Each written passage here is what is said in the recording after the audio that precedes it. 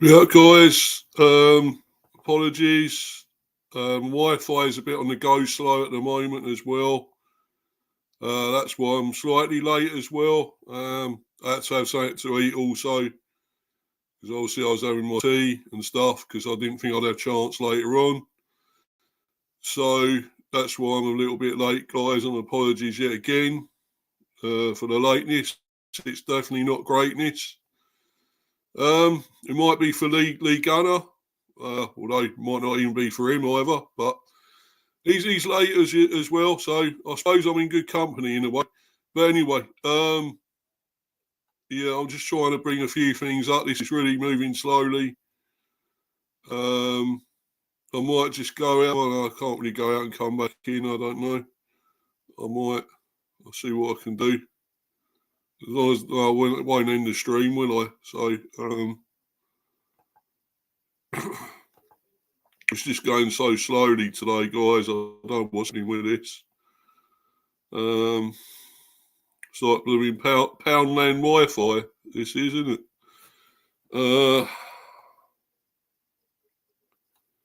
Hold on a minute. I'm gonna have to leave and come back. I think it's just going really slow. Hold on. Sorry, I'm gonna have to do that. It won't end it. I won't think. I hope. Yeah. I'll be back. I'll be back soon, guys.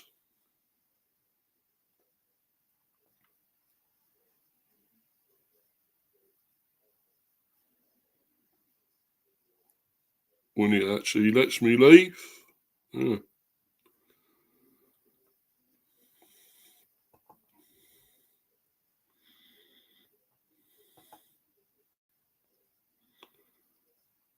I don't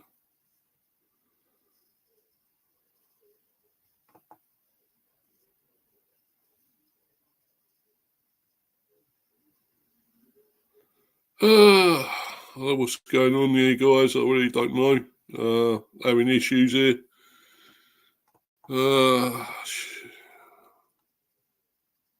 Sorry, I'll try and get it sorted. I'll be back. I'll be here very soon. Just got to get it all. Everything is just going really slow. It's shit. Apologies once again. Is that better? Yeah, I think that's a bit better now. It's got a bit quicker now. That's good.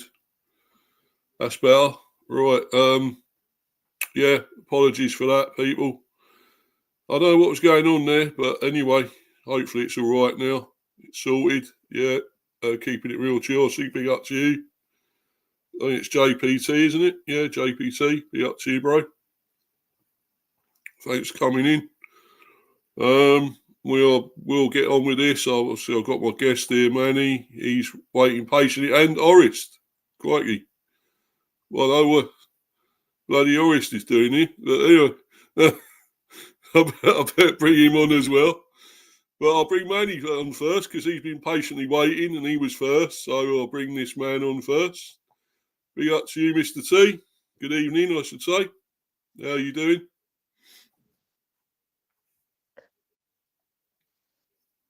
Yeah, good evening to you. And of course, technically right now it is morning because it's just after midnight in my neck of the woods. But look, I'm not going to split hairs. And I hope you will see it fit to thank me because I did actually let everyone in the group chat know that you and I were going live. So hopefully you'll get some people in the chat. And Oris did ask me for the link. So I actually sent it to him and he can come on. So I hope I didn't. Huh? I was going to say, why'd you give it to me? I don't want him on. Well, I mean, Albanians, we don't want to. I didn't. Oh, come on, don't be a bigot, mate. I know that we've got. I know that our first game against them is going to be in March, of course, under two. And I know, we've got obviously a great deal to, pay for. And of course, your former goalkeeper, Strakosha, will probably be the Albanian #1, but no room for club loyalties in international football and vice versa. Am I not right? Yeah, I think if they could give Fleck an Albanian residency and make him play for Albania, that'd help, that'd help as well. But talking about it, we're bringing on the man himself. He's Horace. Well, be up, bro. How you doing? How you been? It's been a long time, but hope man. you guys are well. Yeah, you got good. I think he got even worse Wi-Fi than you do, Steve. Is he? Oh, yeah. Do I? I don't know what's wrong going with on with mine. I don't know. What's wrong with... Wait, can you guys see me? What's wrong with my Wi-Fi? Yeah, I can see you, mate. We can see you and hear you. Oh, okay. But yeah, man. And You can keep Mark Fleck in here. He doesn't need to come out there. But listen. United, though, they had a good win yesterday, man. Great win.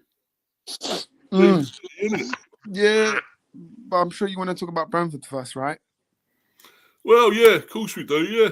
But yeah, after they lost the bloody them lot in the car park. Oh well. I knew we'd lose anyway. I said we'd lose, so I just knew. We lose away. That's what we do, man. That's what we do. But yeah, I've got it. It's coming. It's bloody slow today on here, but it's come up 2-1 there. I'll just read these comments. Stepsy, be up, Stepsy. Be up, Mr. B. Yeah, be up to you, bro. That's coming in.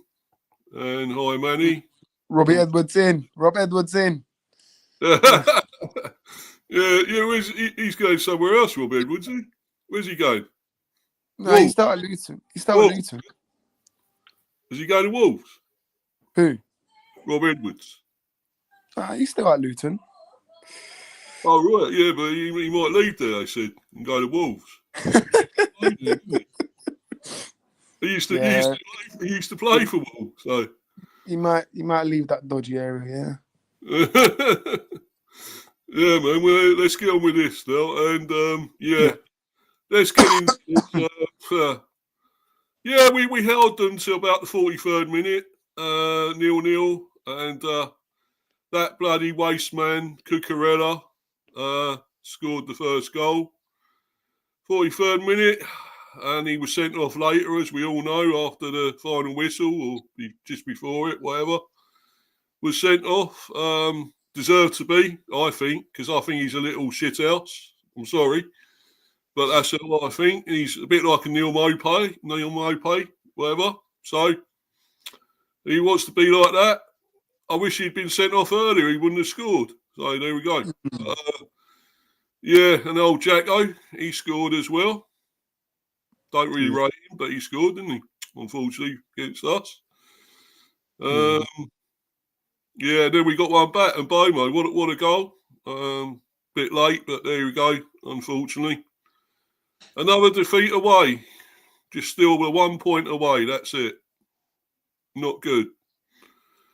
And Steps is going big up, big O, Edwards can go. Come on, Stepsy, I thought you liked him, man. I thought you was his fan club. He's got great drip and all that, you know. You loved him. Great teeth. 10 to Luton. Yeah, there we go. We'll see. The thing is, you are correct. If Cucurella got sent off, way earlier, then I think it would have been a different score, like maybe 2-2. Not a win for Brentford, but maybe like a draw. But yeah. Crazy. Because I thought Brentford would get something because you guys have a good record against Chelsea. So yeah. Last season we beat them 2-0 at their ground, and then it was 2-2 at our ground in the end last season. So yeah, but unfortunately we're just not playing well away, are we? This season. So that's the way it's going for us, man. And we just found out we got Thiago out again. He's going to be out for a few games yet again. So that ain't good. That's why he didn't play yesterday. He's got another injury. So he's out yet again. So not good. Although they say he may play Wednesday, but I doubt it. I can't see it somehow because we got obviously Newcastle in the Carabao Cup. So, Mr. B, I do like him. Yeah, I thought you did. Yeah, so, yeah. But results matter in the game we love. Yeah. Yeah. They do. And that's why the managers have been sacked, as we will go into a little bit later. Yeah. But anyway, let's talk about this for a little while. I don't really want to go into it, but I'm going to have to. We had old Flecken in goal, as usual. Rawslev, what are you doing at my club? Get out. Get out of my club, Rawslev. Why is he playing? I don't get it, man. I'm sick of this man. I'm sick of him. He's shit. Get him out. Can't somebody have him? United can have him. Yeah. Arsenal, you can have him. No. Arsenal can have him. Don't worry. They need him. Well, yeah. They got bad enough defenders as it is. Let alone Rawslev. Wouldn't touch it with a barge, mate. Sorry. Set pieces again. Ole, ole. He's a right back. Piece again. You better than Benny Set piece Blanco. again. You better than Benny Blanco, wouldn't he? You put him there, right back. City lost again. Ole, ole. City lost again. Ole, ole. Yeah, well, it's didn't look great. I mean, I think that Bomo done well again, though. I was impressed with him again. Yeah. Yeah, but listen, Steve. I mean, you're in Timber, so that might be the end. And as far as Rawslev is, Rawslev is a god in Hounslow. Yeah, well, he can bloody stay there as far as I'm concerned. Yeah. Keep him there somewhere. Lock him up somewhere in Hounslow and bloody play. What do you think in January the key position is for you, Mr. B? Like, what's your key area? Well, what do you think? It's pretty obvious, isn't it? Well, goalkeeper. You think goalkeeper? It's the defence, mate. Oh, yeah. It's terrible. And the goalie, yeah. There is that and all. Yeah, but we ain't gonna get rid of this Flecken by the looks of it. We're gonna carry on with him. So you should use like an academy goalkeeper. I'm pretty sure you should have a goalkeeper in your academy, but yeah, maybe Thomas Frank doesn't want to risk like the youngers. But I mean, if you're young enough, you're old enough to play. So yeah. We wouldn't swap him with Banana, mate. Your keeper, he's bad as well, isn't he? Sorry, if you're good enough, you're old enough. Yeah, sorry, yeah. Sorry, I did not mean to say young enough. Sorry, guys. Come on, I see you talking old balls, mate, again, as usual. But anyway, yeah, but I was going to say he's as bad as Banana and your goalie as well, but he actually. Well, Onana's improved this season, but still, his weakness is for Onana, right? All you have to do is shoot powerful nears like bottom corners, and he won't save it. That's still his weakness until now. So until he fixes that, then you know what, I'll be very, very happy. But I still suspect Onana. I still do. The other day when somebody had a shot and it swerved a bit, it was going straight at him and it sort of swerved a little bit and he still went that way. Yeah, that was the Forest goal, yeah. Morgan Gibbs right. Yeah. Oh dear. But I thought it was a bit like Flecken, that was. It was as bad as Flecken, that was, mate. Bloody hell. Oh my God. But yeah, this... I think to be fair to Onana, and I will be brief before we go on.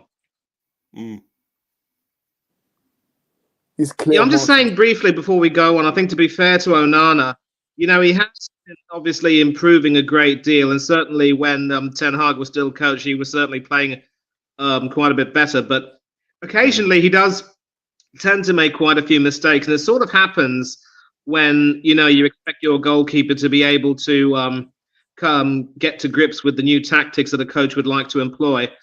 You know, it's a bit of a learning curve for him, and I think he will, you know, get better. So let's not be too hasty on him. And I hope Oris can appreciate this, because obviously he and I have a bit of a war of words when it comes to goalkeepers every now and then. But I do think Onana's started to, turn the corner and improve a little bit.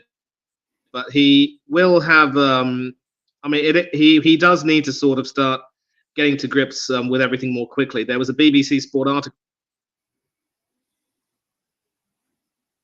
Oh, you know what, Orest? That's the last time I ever come to your defense again. Shame on you, boy. But anyway, it was a great week. Obviously, Steve, you were talking about Rorslev, but clearly you do have some good things to say about some of your other players, right? Well, I don't know. One or two, maybe. I don't know. Not many. At least now we know there's one player you despise more than Flecken in that team. Yeah.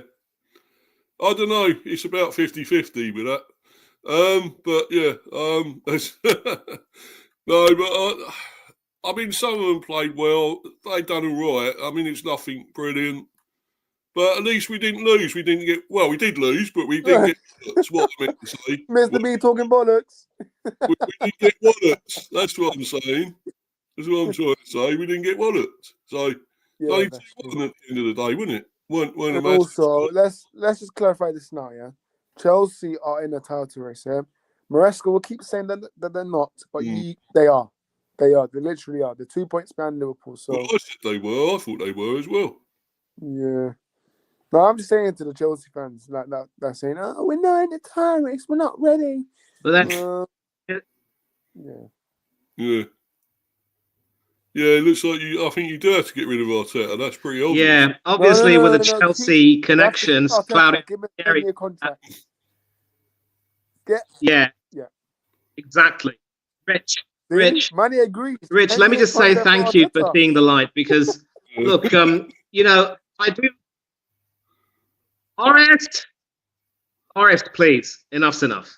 Now, I'm glad you're starting to see the light here, Rich, because, I've been saying this for quite a long time, but many of us just see a lot of things, some undercurrents there that pretty much make it pretty clear that Arteta is simply not the man. And, when things aren't going really well, you can't just keep reverting to the same tactics with which you're comfortable, but which clearly are causing the team a great deal of problems.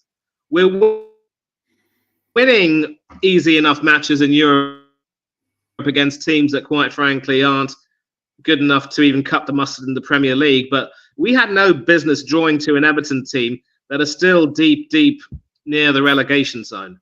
And, we really do need to take a look at everything and just come to the conclusion that he won't take us forward. And he needs to do the right thing and walk if we win nothing this season. And I say this, of course, knowing that on Wednesday we've got to play Crystal Palace. And yeah, he did get told off. Yeah. Yes, he did get told off, Stepsy. I have 30 minute detention for me. Back to the Brentford game. The reason why I say because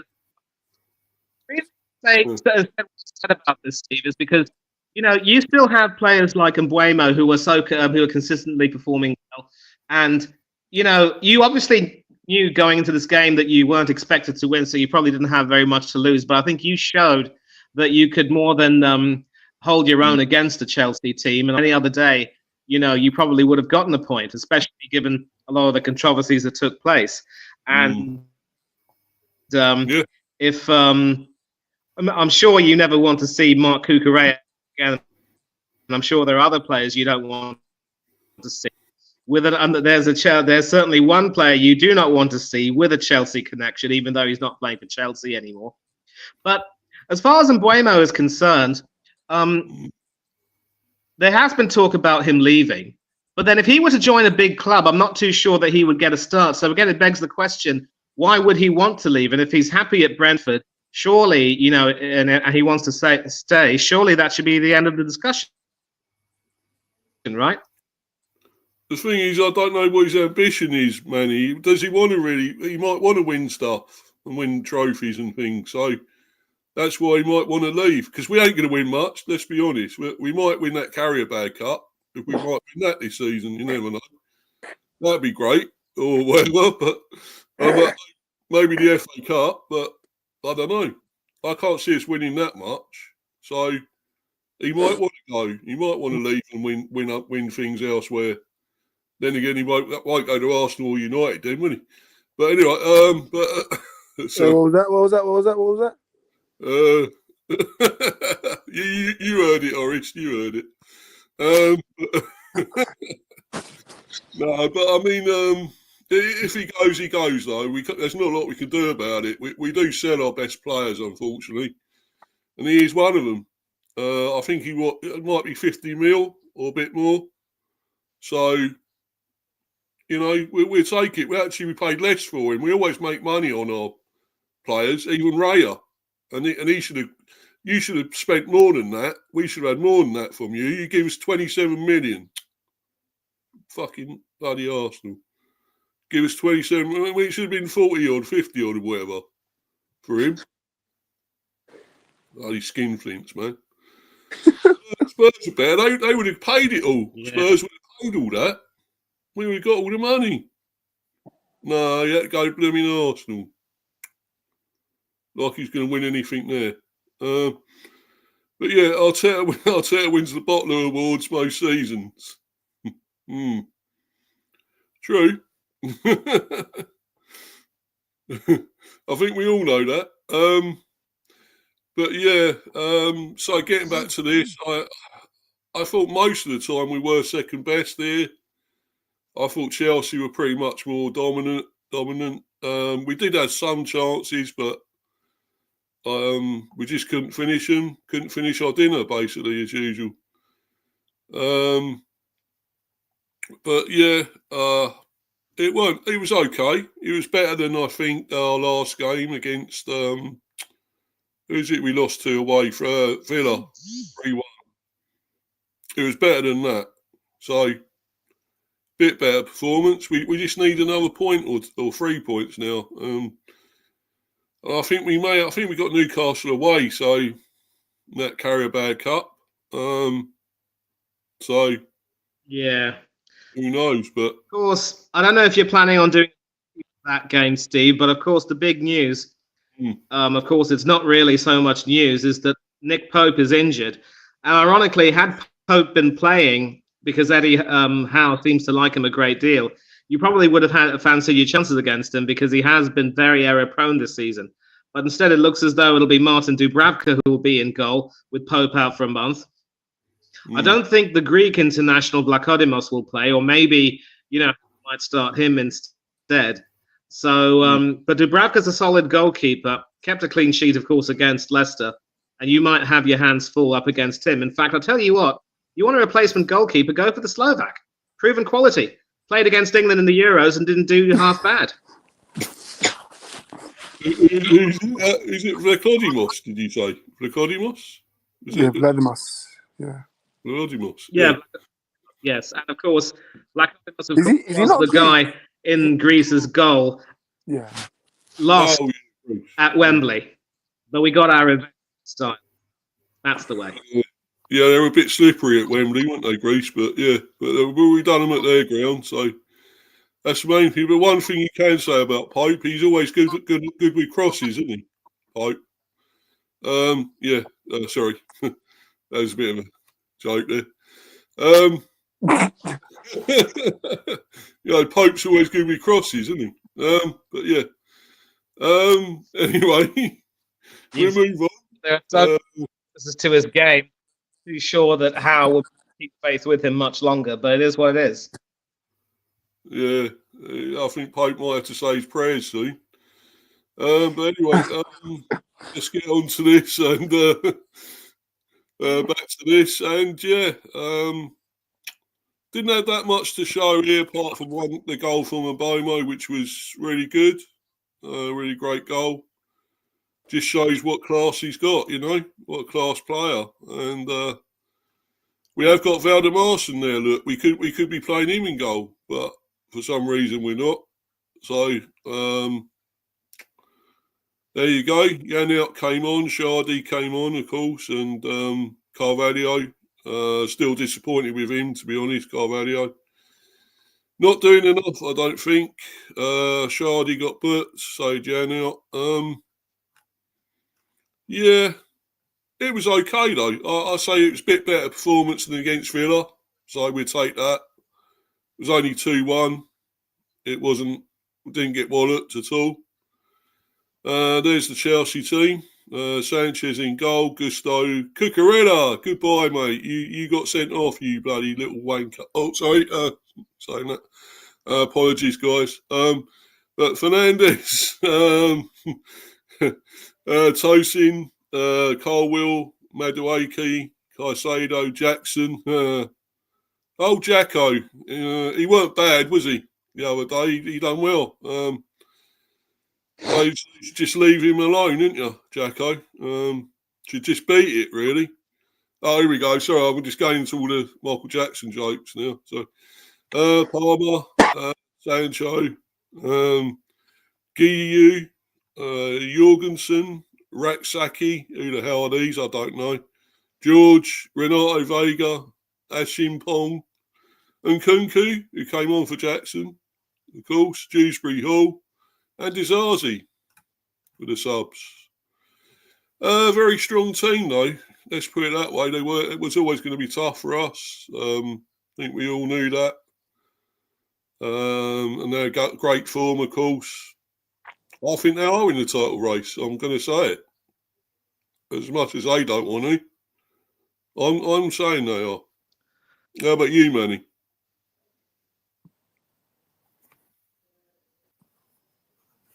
Yeah, as I said, with a Chelsea connection, albeit with Claudio Ranieri, who, of course, was managing Leicester, but also was the bloke who ended Jose Mourinho's second stint at Chelsea and ended up receiving a guard of honour back at Stamford Bridge. Go figure. Whenever Leicester would keep winning during that season, he would always say, "We're not in the title race. We're not in the title race." But the closer they got to the end, the more they started to believe, and the more they started saying, maybe we are. Dong dong dilly dong, or whatever it was he said. And in the end, his promises of pizza and all of that, I think they paid off wonderfully. So maybe Maresca is trying the same thing. Now, obviously, has been a debate about just how good a manager Maresca is. And a lot of Leicester City fans will tell you that although they did have a wonderful start to their campaign last season in the Championship, they very nearly mucked it up near the end. But, other teams also, I have to say, they're Spursy in a way, and they ended up choking. As we all know, Leeds ended up losing to Southampton, I think it was, in the playoff final. But Maresca's doing whatever work he has to do.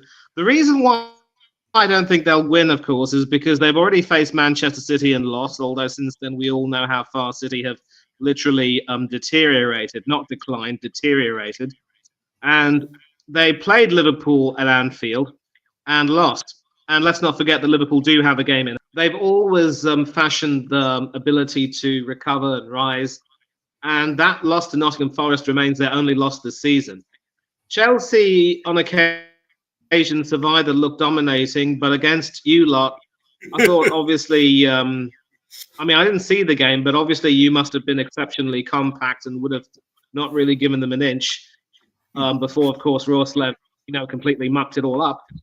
Yeah. But look, I would suggest that Chelsea are doing what they have to do. And there was even a quote by, I think it was Gail Clichy, the former Arsenal and Manchester City defender of all people, who said, "For the money that they've spent under Todd Boehly, if they don't win the title, it will be a failure." But let's not forget, Maresca wasn't even in the picture, unlike Arteta, who's been around at our club for, up to 5 years. So I think they technically are in a title race, but they're just not quite at Liverpool's level yet. And they've got to continue to keep working, and they still have shown that they do have a few defensive weaknesses, and they can be got at if other teams are, brave enough. And less said about their own goalkeeper, Bobby Sanchez. But I think they are technically in a race. I think they're going to keep improving and evolving and will become a force in the coming seasons. And let's not forget the players who are yet to play or some of the players who are injured, you take a look at some of the quality that they have, you can see that they're a good team. We're not seeing too much of Mikhailo Mudrak. I think he's injured. I'm not too sure. But Yeah. he's Okay. also improved under Mareshka, and he's gotten a lot of players to play better. So, yeah, I think they're in a race, but I don't see them winning it. So basically, you'll say they come runners up, second, maybe third. Do you think fourth? Second, it looks that it strongly looks that way because I don't see them having a major slip up. Even if they manage to, flatter to deceive against us again, I still think that they've got enough consistency and enough focus to make sure they continue going on. As far as we're concerned, I'm sorry, but I think the wheels are starting to slowly come off, and it'll only be a matter of time before, fans start to realize that the emperor has no clothes. I know it doesn't look that way because you see Arteta dressed, but it is what it is. Yeah. Dressed like a clown, I would say. But anyway, I just, if you can't score against the likes of Everton, what chance have you got? Let's be honest. Yeah, I mean, certain club put 4 goals. Some club can't put, one goal. A 39-year-old Ashley Young balling out at the Emirates. What's going on? The same Ashley Young that a bird shot in his mouth during the game. Like, what the hell? Anyways, yeah, that money must have been frustrating. Well, we didn't even watch the match, but thank God. That was probably good news for Money that you didn't even watch it. But yeah, that was a frustrating match for Arsenal fans against Everton. Well, that's who we've also got next. I went to the gym, had a leg session, did some headlifts. That wasn't quite rubbish. I mean, one of the reasons why I didn't watch it was because I believed in my heart that there was no way we couldn't not win. But the fact that we didn't win means that I'm glad I didn't watch it. Otherwise, I would have literally been mouthing obscenities at the television. Almost as bad as what Steve was saying about Cucurella, I would say. Yeah. Exactly. Yeah, well, he's a little shit. Sorry, I've got to say that. He's just concentrating on the football. He's not one of those. I've won the Euros. I won the trophy. I'm all this. I'm all that. I'm Mr. Billy Big Bollocks, and all that, and whatever. I can do all this, and I get away with it and everything. And he shouldn't do. He wasn't allowed to. He's been a little shit all through that game. I know he scored as well, but that was his first goal for them, by the way. Happens to be against us, as usual. But yeah, what a right little git, and he deserved to be sent off as far as I'm concerned, what he was doing. And, that is the way it is. Mark went cuckoo. Yeah. Yeah, why don't you just stick to playing football, mate, and forget about all this other stuff, theatrics and drama, bloody drama queen, you doing all that stuff, rolling about and diving around and this and that. Bloody, bad enough of it. I mean, a lot of players do it as well. It's not just him, but it's just annoying. But yeah. Yeah, so that's who we got next, Newcastle. Away, as I say, Wednesday. If we can get Thiago back for it, that'd be great. I don't know how bad the injury is. Apparently he's got another new one, so I don't know. I hope it's not as bad as that meniscus one he had, which kept him out so many months. Well, nearly the whole season, pretty much, he's been out. But yeah, I hope he's going to be okay. But yeah, we'll wait and see. We may have a better chance against Newcastle. As you know, they are a bit up and down this season. You don't know what you're going to get against them. So we beat them 4-2, of course, in the Premier. So I just hope we can have a repeat, really. Although, albeit away, of course. and we need. It is obviously 2 legs, isn't it? So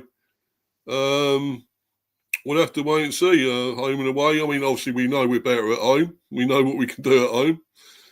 Score a few goals and concede a few, but we generally win at home. So we just got to try and get something away. I'd love maybe a 1-1 or something like that, or 1-0 or 2-1. So would be ideal. I think where we could get that, I don't know. What do you think about that? What do you think? What do you fancy our chances there, Orist? Or do you think we can do something at Newcastle? Or? Yeah, I mean, I think you can, but just try and not concede early, or just try not concede, because then again, Newcastle can be one of those teams where St. James Park, no matter what, right, it is rocking. So yeah, if they score the first goal, they'll just probably keep going for the second, third one. But if you can, make it a nice tight game, then try and nick it 1-0. So there are you guys definitely do have a chance. Yeah, I would say so, 100%. Yeah, I hope so. What about you, Manny? Do you think we got a chance or not? There. You should. I mean, knowing how as well as I do, and of course I don't necessarily, but he will probably have taken a lot of notes from the 4-2 at the G-Tech, and will be making sure that his boys do not play that way again. And I think, obviously, if you remember how well you played that day, you probably, I think, attacked their midfield a great deal. And I did mention in the preview for that game, Steve, that, you could definitely attack them there because they're not really the strongest or the most consistent. I mean, Guimaraes and Joe Linton and, of course, Tonali are quality. But, Jacob Murphy, Joe Willock, ex-Gunner, not exactly very, very consistent. And I think, they can easily be got at if you're able to get past them a great deal. So I think more of the same. Yeah. Yeah, I hope so. But I mean, that last one was obviously at our ground, and we know what we are scoring freely there and playing well, but we're also conceding. But then again, we are winning.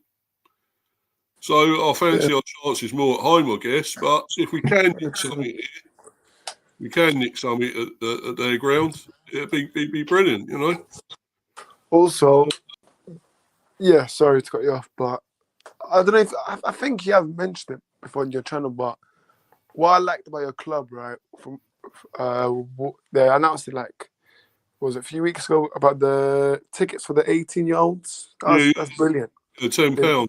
Yeah, that's brilliant. Like, fair play. Like, that's big love, because at United they're charging about £66 for under 18. So yeah, that's good, man. That's extortionate. It's crazy. So big love to Brentford. And you know what? I'm probably gonna buy because right now there's a thing that they're doing. 18 to 24-year-olds, you can get £20 for this season. You can get home and away tickets and for cup matches. So that's you know what, Brentford, man, fair play, man. What a deal that is. They care about their young fans. I mean, fans aside, they care. Well, we're a community centre, mate, team, and stadium and everything. We got the community base. We love our community. We accept everyone in there, even you lot, even the Albanians, Just had to mention that. But no, I mean, so we try and look after our fans, mate. We don't bloody rip them off all the time. So, so yeah, we got that. Hopefully, we can get something there. Then, of course, back at home, we got Forest on Saturday at the G-Tech. Going to be a tough one, actually. They're going well, Forest. They're having a great season, They are. They beat you or something. They beat you, didn't they? Yeah. We lost. No, they didn't beat United. I thought they did, didn't they? Didn't they beat you? I'm sure they beat you. I can't remember. Yeah, then they beat you at home at the Old Trafford.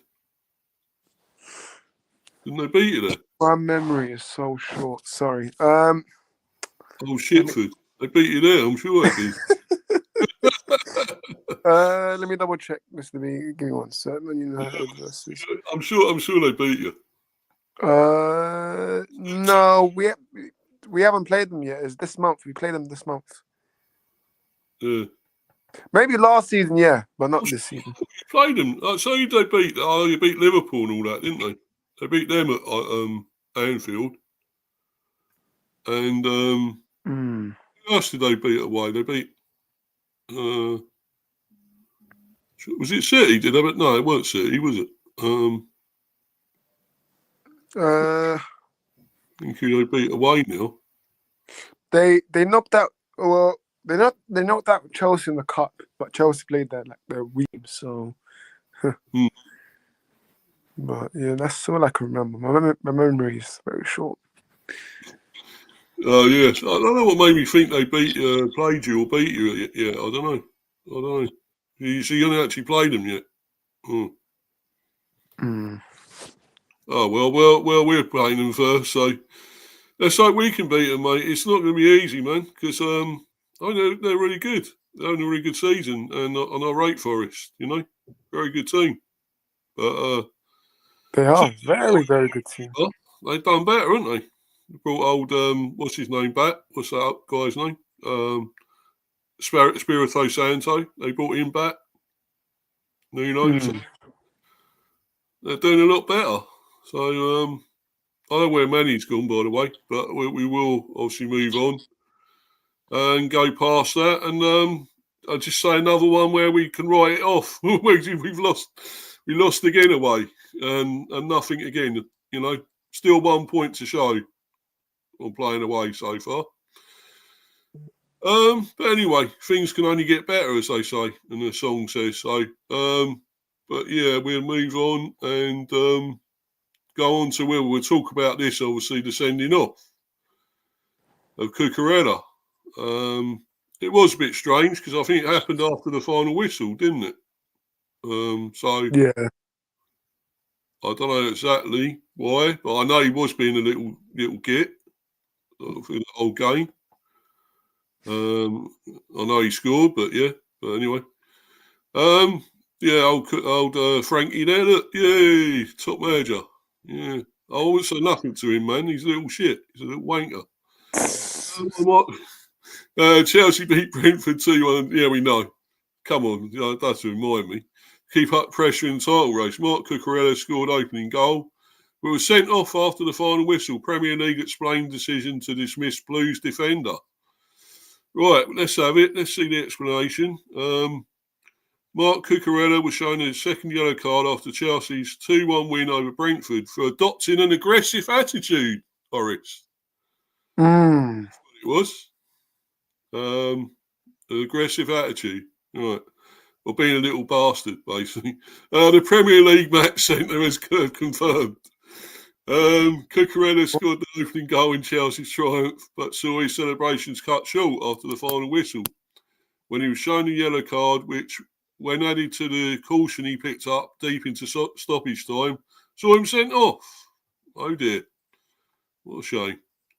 Having feigned a head injury to disrupt a Brentford attack, shortly before the final whistle, Cucurella attracted the frustration of a number of players when the game came to an end, and a clash with Kevin Shardy ultimately saw both players booked.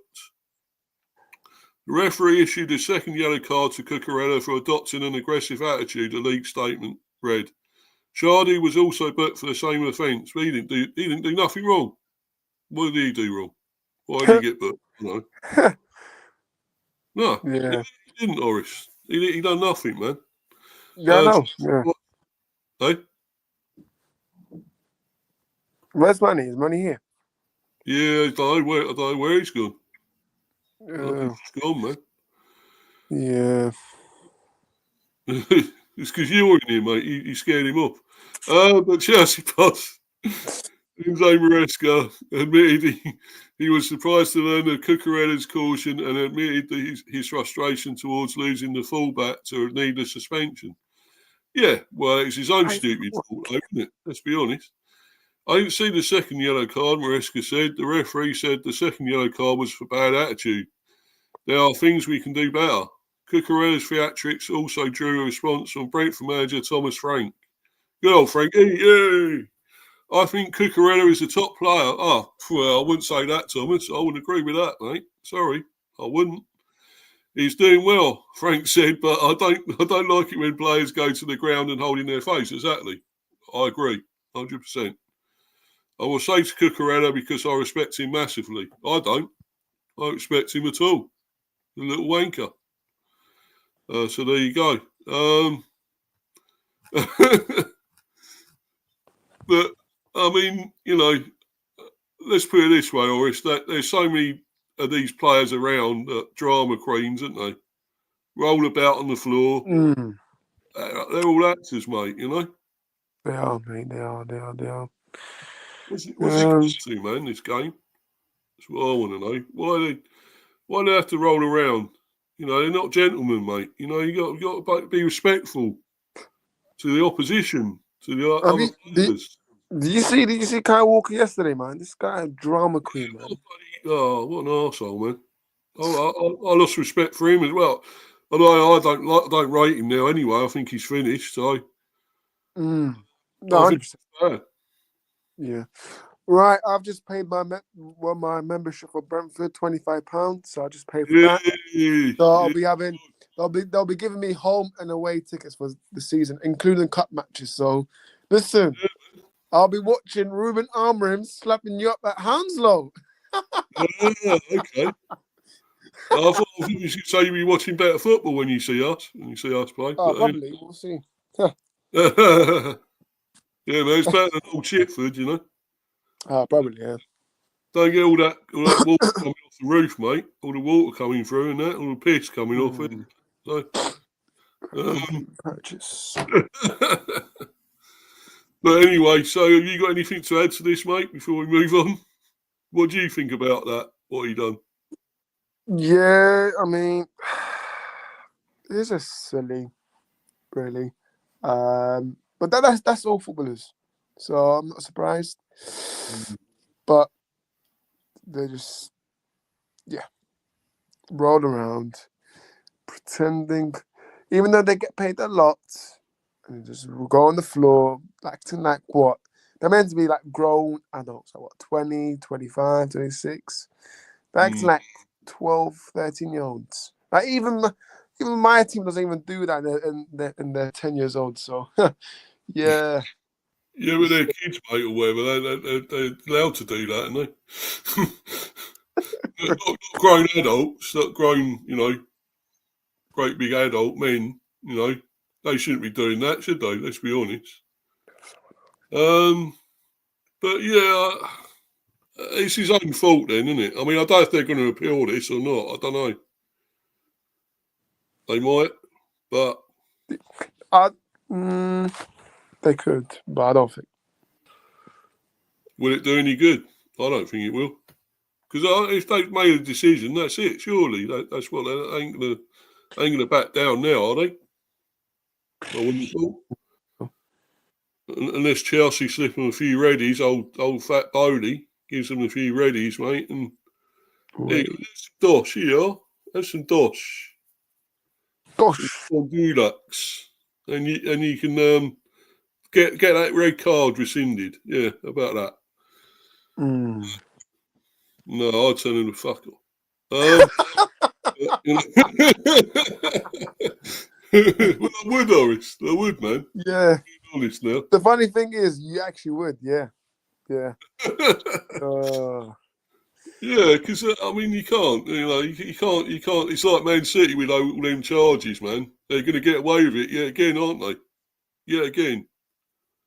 And they're probably paying somebody something, giving them some money to do that. Should I say allegedly? No, I won't. but I think they are. So, but anyway, let's go on to another subject, and I'm going to talk about Gary O'Neill's been sacked. We've had 2 sackings in the last 2 or 3 days, I guess, few days, and they got the sack before Santa. So. Honestly, I'm not surprised. The way his players have been reacting after full time is just disgusting, silly. It's already like a dismantled dressing room, like in terms of players. Like you can see some of them don't like get along with each other. So yeah, I'm not surprised that he got sacked. Yeah. Not surprised. He deserved it. He deserved the sack, in my opinion. So, even though, listen, I remember I used to try defending on my stream, but I'm sorry, I can't defend anymore, mate. He's been spending more time fixing his teeth than his bloody on his own team. So, yeah, it is what it is. But now I support Brentford now, so up the Brentford, up the bees. Up the bees, man. Come on, the bees. I need to download the Brentford app. Yeah. It's just stinging at home, mate. That's all we can do. We can sting at home, but away we're stingless, unfortunately.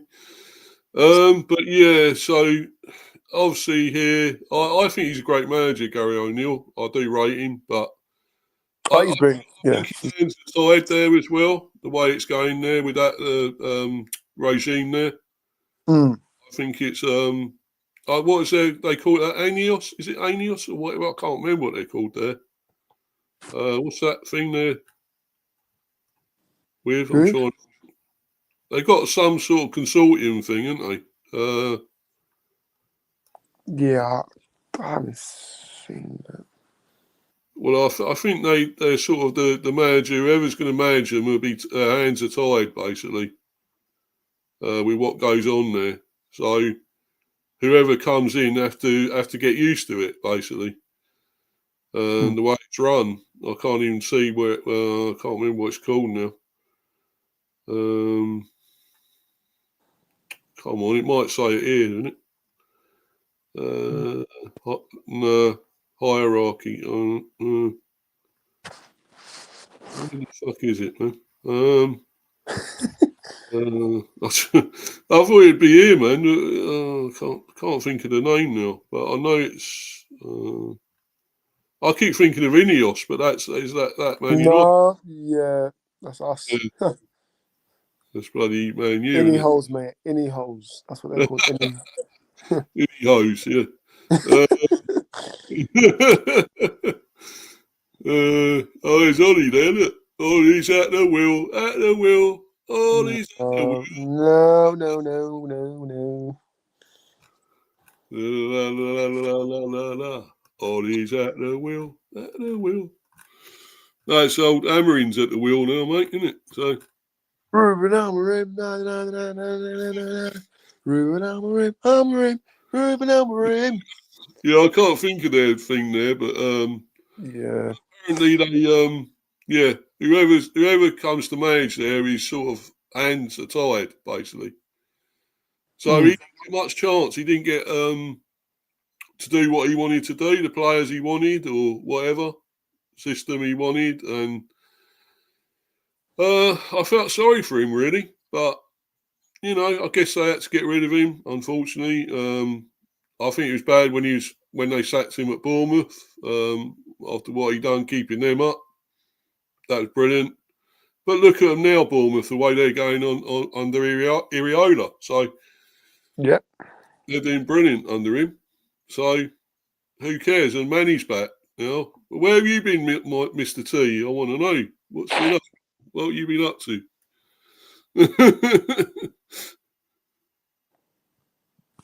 Yeah, I apologise. The Wi-Fi was behaving like an idiot and it kicked me out, and if it's not working, I have to come back on mobile data. So that's one good thing about using your mobile phone. At least you have a option. But what?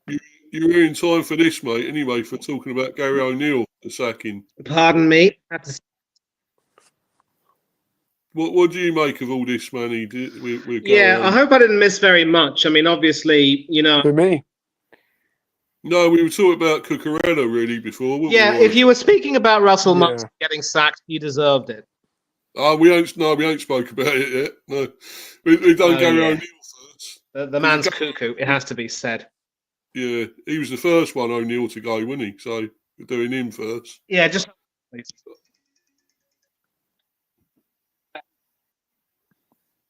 but look at that, man. Cunha just broke up. Imagine Cunha took up Mr. B's glass. That's not nice, you know. Like Cunha should get like a big fine for that, you know. But I don't think he will.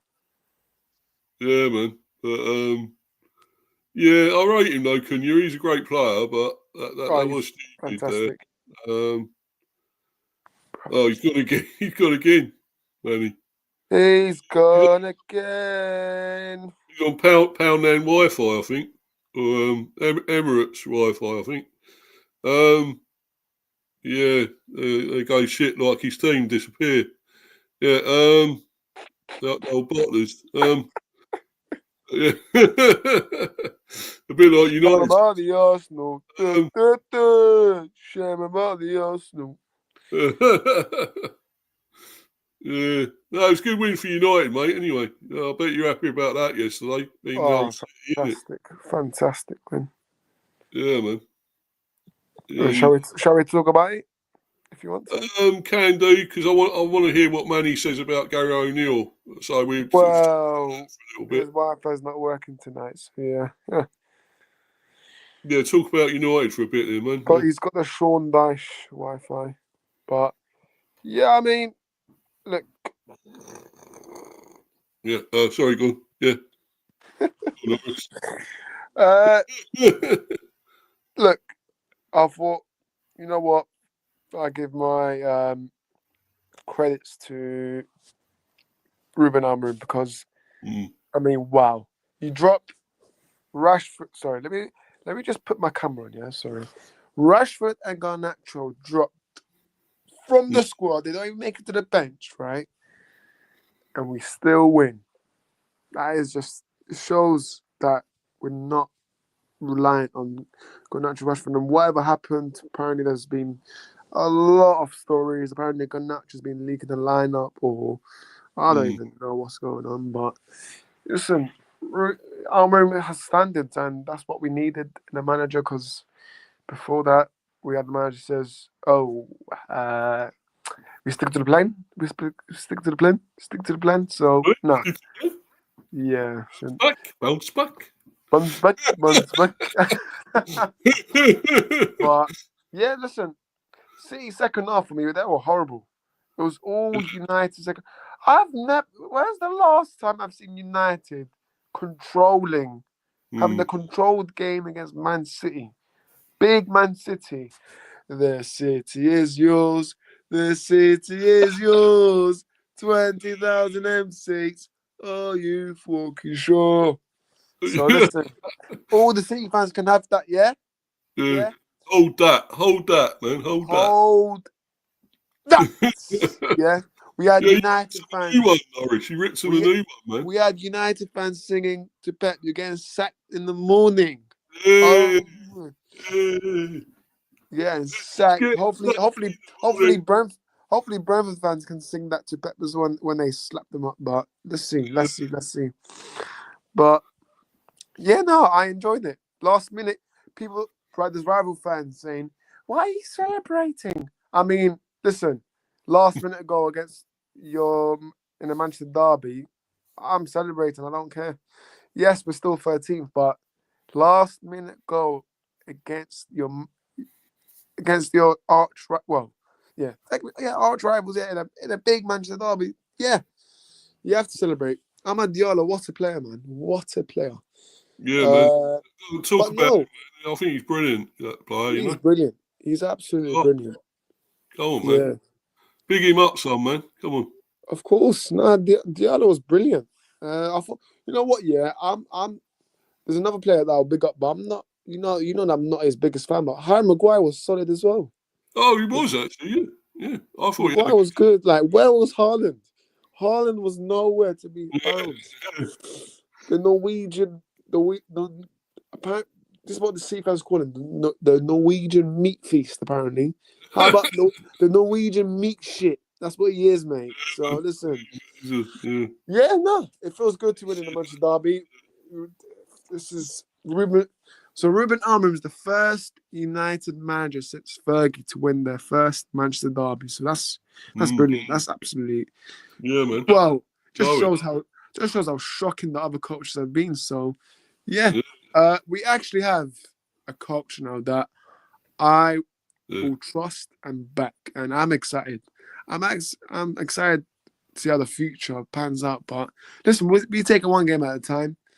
But yeah, I'm delighted. I hope we can go on a run now. I hope. But yeah, what as a neutral, Mr. B, what do you make of that? Yeah, I thought you played really well yesterday. I thought it was really good, man. Although I suppose City did dominate for some of it. You can't say you had loads of chances to begin with.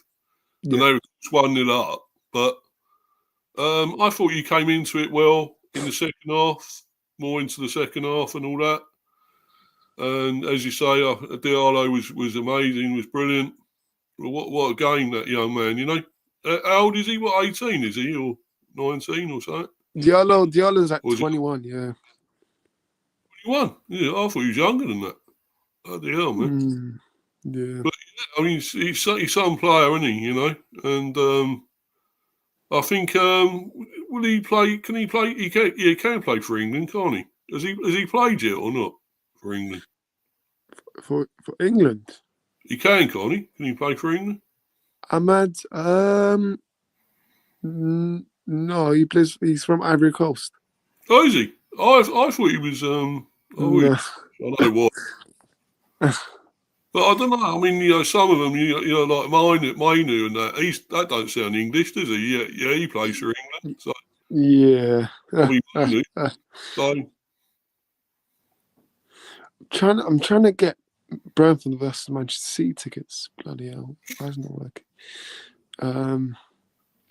yeah, I got tickets for the Arsenal one, mate, on New Year's Day. That's why it's bloody sold out, man. Fuck. Oh my God, Mr. B. Yeah, man. I'm going to go there. I'm going to go to the G-Tech and say we're going to please, bottlers, mate. Please beat them. We're going to wallop bottlers, Manny. We're going to wallop them on New Year's Day. Yeah. Hang on a minute. I just received an email from Brentford. Let me just read that out. Hi, Orest. Thank you for purchasing a 2024-25 18-24 membership. Your transaction reference. Well, I'm not going to read that out. Your support is greatly appreciated by. Your support is greatly appreciated by everyone here. Sort of shenanigans. Getting it is what it is. And I'm going to be there to see us wallop the bottlers, mate. Steve, before I went off, I mean, look, today with regards to whether it's the technology or the Wi-Fi or being dragged from pillar to post because somebody needs something from me, it is what it is. But with regard to Gary, listen, you and I both do have a great deal of admiration for him, the job that he's done as a manager and how he's conducted himself. And obviously it can be said that his team have had some rotten luck this season with VAR and certainly haven't quite recovered from having to say goodbye to Max Kilman and Pedro Neto. You don't easily replace players of that caliber, but you know, it's a result of business. Pepsi said it. You know, the results are the thing that matter most. And at the end of the day, Gary just wasn't able to get the results he needed. And when he spoke about how he found it difficult to coach that group of players, that wasn't a Freudian slip. I think he pretty much let the cat out of the bag, and I think he pretty much, signed himself off that way. Ironically, Wolves needed to beat Ipswich to at least keep him in the job, but, I wonder if when Ipswich scored that winner, maybe O'Neill was resigned to his fate and maybe everything just, came to a head. Obviously, the whole captaincy controversy with Lamina didn't really help. But, look, O'Neill needs to lick his wounds and just wait for the next opportunity. And I know you did say that you would like him to take the job at Southampton with, with Russell Martin having been sacked, and rightly so. I don't want to see Gary going down there. I'm sorry. I really don't think that with the position that they're in, they will even have any chance of staying up, because it will take a radical change of style and maybe some new players coming in, and some Edward shipped out quickly to make anything happen. The only player who's really distinguished himself consistently this season is Tyler Dibbling. I think Ryan Fraser's been a bit of a failure. Aaron Ramsdale has definitely not covered himself in any kind of glory. You can name quite a few who just haven't been able to make it happen. It has to be said that there are a few sinners in those Saints, and they're causing all of the and they seem to be responsible for the state that Southampton in right now. But back to Gary, I think he might take a rest. I would like to see him get a job in a championship club and bring them up if there's a vacancy. Maybe, given his status as a legend, he could go over to Pratton Park and try and rebuild his reputation there, because obviously the first time I saw him, he was a very talented player at Portsmouth and obviously built a fine reputation there under a certain James Redknapp. Maybe move back to the south. I mean, of course he was up. It would be a move to the South Coast. Yeah. That would be something that would suit him. But I think you've already got over there about Vitor Pereira, another Portuguese bloke. I think these backcountry people love their Portuguese guys. So you might want to read about that and let us know more about him. Right, yeah, I'll just say big up to Kev there, Kev Flavin. He's in the live chat. Big up to you, bro. Thanks for coming in again, my friend. Brilliant. Evening, lads, yeah. Evening to you, sir. And I'll just read this. Vitor Pereira, a huge odds-on favourite to be the next Wolves manager, as the Midlands club look for a replacement following Gary O'Neill's sacking. Wolves' poor campaign continued over the weekend with the Midlands club losing 2-1 to a fellow struggling side, Ipswich Town, who I rate Ipswich. I still think they might stay up, to be honest. It marked their 11th loss of the season, and as a result, Wolves are 19th in the table and are currently 5 points adrift of safety. Because of their struggles, the club parted ways with manager Gary O'Neill after just shy of 18 months in the role. It is Vitor Pereira who is overwhelmingly tipped to be O'Neill's replacement, according to Sky Bet, with the Al Shabab manager priced at a short 1-6 to take over at Molineux. Pereira has never managed in the Premier League before. However, he was heavily linked to Everton in 2022 before they appointed club legend Frank Lampard. Oh dear, what happened there? I don't know. Meanwhile, Ole Gunnar Solskjaer is a second favourite with a Norwegian valued at 8-1 odds. If you're after an outsider in the market, Carlos Corberán, David Moyes and John Eustace round out the 5 best batch managers in the market. All three priced at 12-1. So there's all them there. Obviously saying Vitor Pereira, though, is odds-on favourite to do it, to get the job. Not sure I know a lot about him. Do you know much about him, Manny? Not really. I mean, I'm just going to take a look at Wikipedia and see if I can find out some details about this bloke. And, obviously the fact that he's being courted from a Saudi club could very well be a sign that not as well in the Saudi league. We've seen, Nigeria get the boot. And, So this is the article on him. Vitor Manuel de Oliveira Lopez Pereira, a former player who played as a midfielder, and among his clubs are basically all Portuguese clubs, to be quite frank. Yeah, all Portuguese clubs, mainly lower level clubs, whose names I can barely spell, leave alone pronounce. Although that might be due to the alphabet.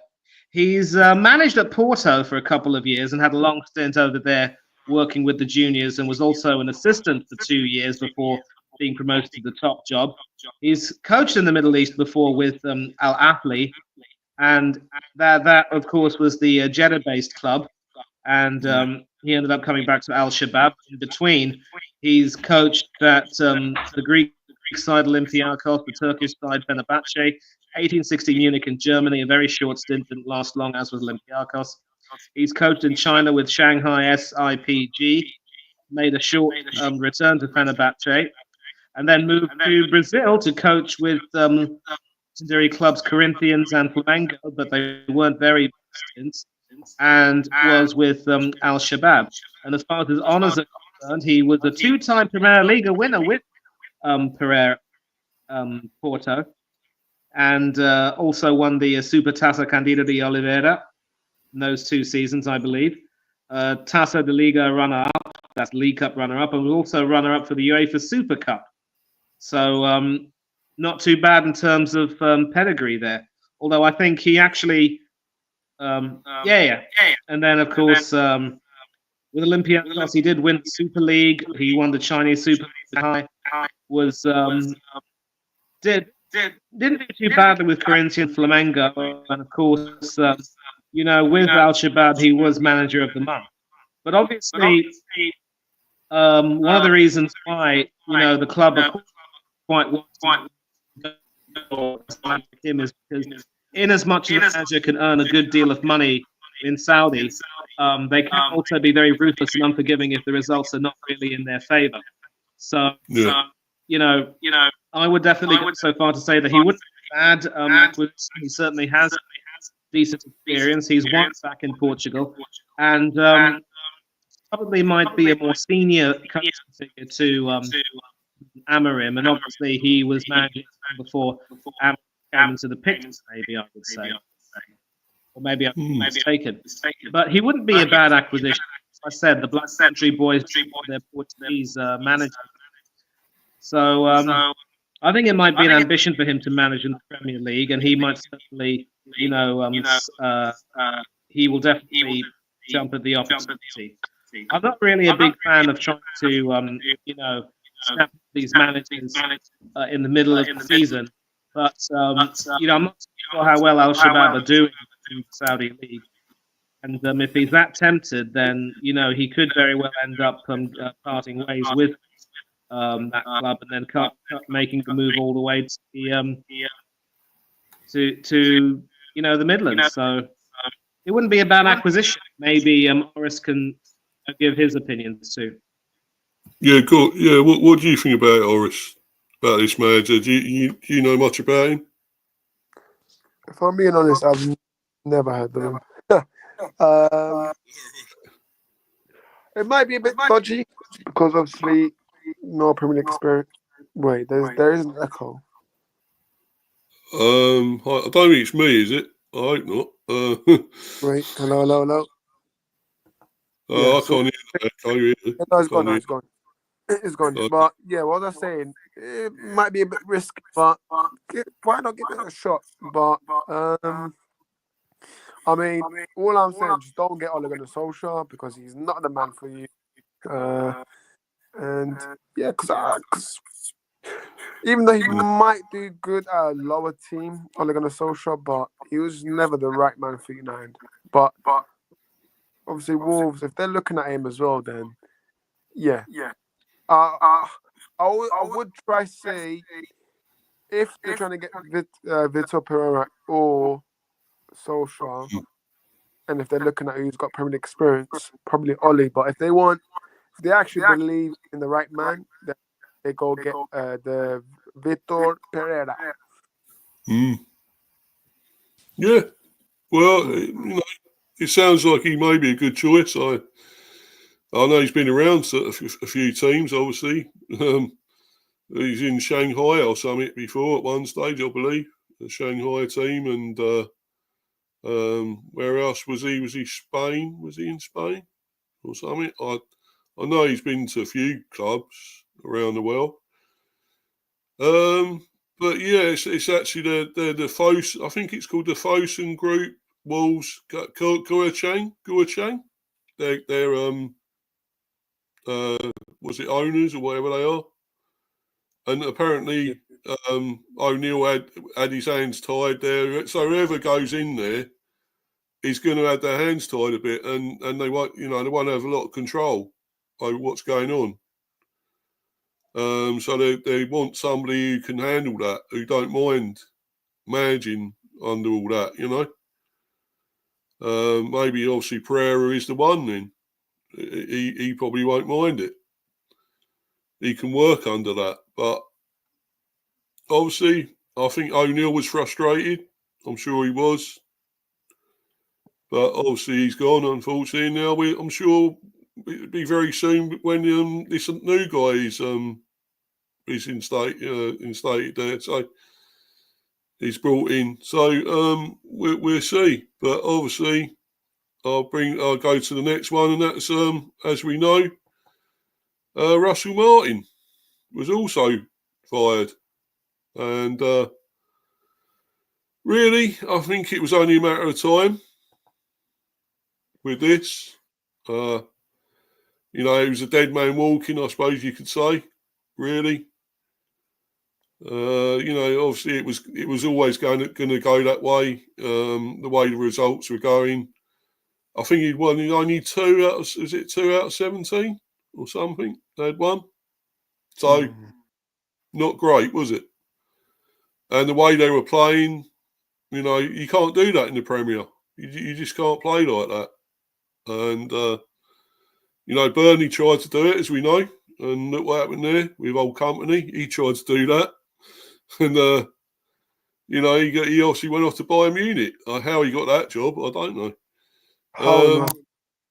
Sorry? I'm saying, how on earth you got that bloody job? Yeah. I can't believe it, man. I can't believe it. But managing Burnley and go on to Bayern Munich, how? I don't know. But yeah, so I think we knew this was coming anyway with Russell Martin. It was always going to happen. And they're obviously talking about a new manager already, and the likes of Moyes and all that, of course, and quite a few others. Cooper, of course, again, Steve Cooper. Your favourite. Yeah. Oh, Steve Cooper, isn't it? Yeah. But yeah, I don't know. Who do you guys think will get that job now? Do you think of anyone that? There's this guy about Danny Roll. Yeah, Danny Rowe. Yeah, probably him. Yeah. Yeah, he used to be there. I think he's assistant manager there before, and he went on to obviously manage Sheffield Wednesday. Now, Yeah. him. So I think he's probably the favourite. Apparently, I think there was all about Moyes, and there was all about Cooper. There's something saying here about Eddie Howe, but I doubt that. I can't see him leaving Newcastle to go to a relegated, threatened team somehow. So no, I don't think so. But yeah, I think it's going to be Danny Roll by the looks of it. Well, I think they were sort of struggling, Sheffield Wednesday, so you might want to go to a Premier team. I can't see Sheffield Wednesday going up this season anyway. So I think he want to do better, but then again, they might be going back down to the Championship anyway. So, but there you go. I mean, I think he looks decent manager, this Danny Roll, what I've seen and what he's done at Sheffield Wednesday. I think he's done a pretty decent job. Yeah, I agree. So he might be the ideal candidate, I guess. Again, we'll find out in the next few days, I'm sure, what will happen. Like we had with O'Neill and whatever, with the new Wolves manager. We'll find out very soon. I don't know if you got anything to say about this one, Manny. Do you feel may get this? Will it be Danny Roll, do you think? Yeah, if there was well, obviously, maybe Southampton feel as though another manager who's battle hardened, managing in the lower leagues would be good. But then getting a manager who's been working with Sheffield Wednesday and asking him to try and make a bit of a step up to manage Southampton, a Southampton team that could very well end up going down. I'm not too sure that's the best thing the club could do. You take a look at someone like David Moyes. Obviously West Ham fans will tell you that they were quite happy to see him leave because the football that he was, providing wasn't really the best. But defensively, they were very sound. And of course, let's not forget, he helped West Ham win a European trophy. They've won a European trophy more recently than Arsenal, so they can, lord that over us. And then, of course, the captain of said team went on to join our club. And West Ham are now mocking him, saying he might not win anything with us. So go figure. But Moyes would actually be a much better candidate. The only problem is he might also have known the score and said, the Southampton are doing, there is little to no chance of them staying up.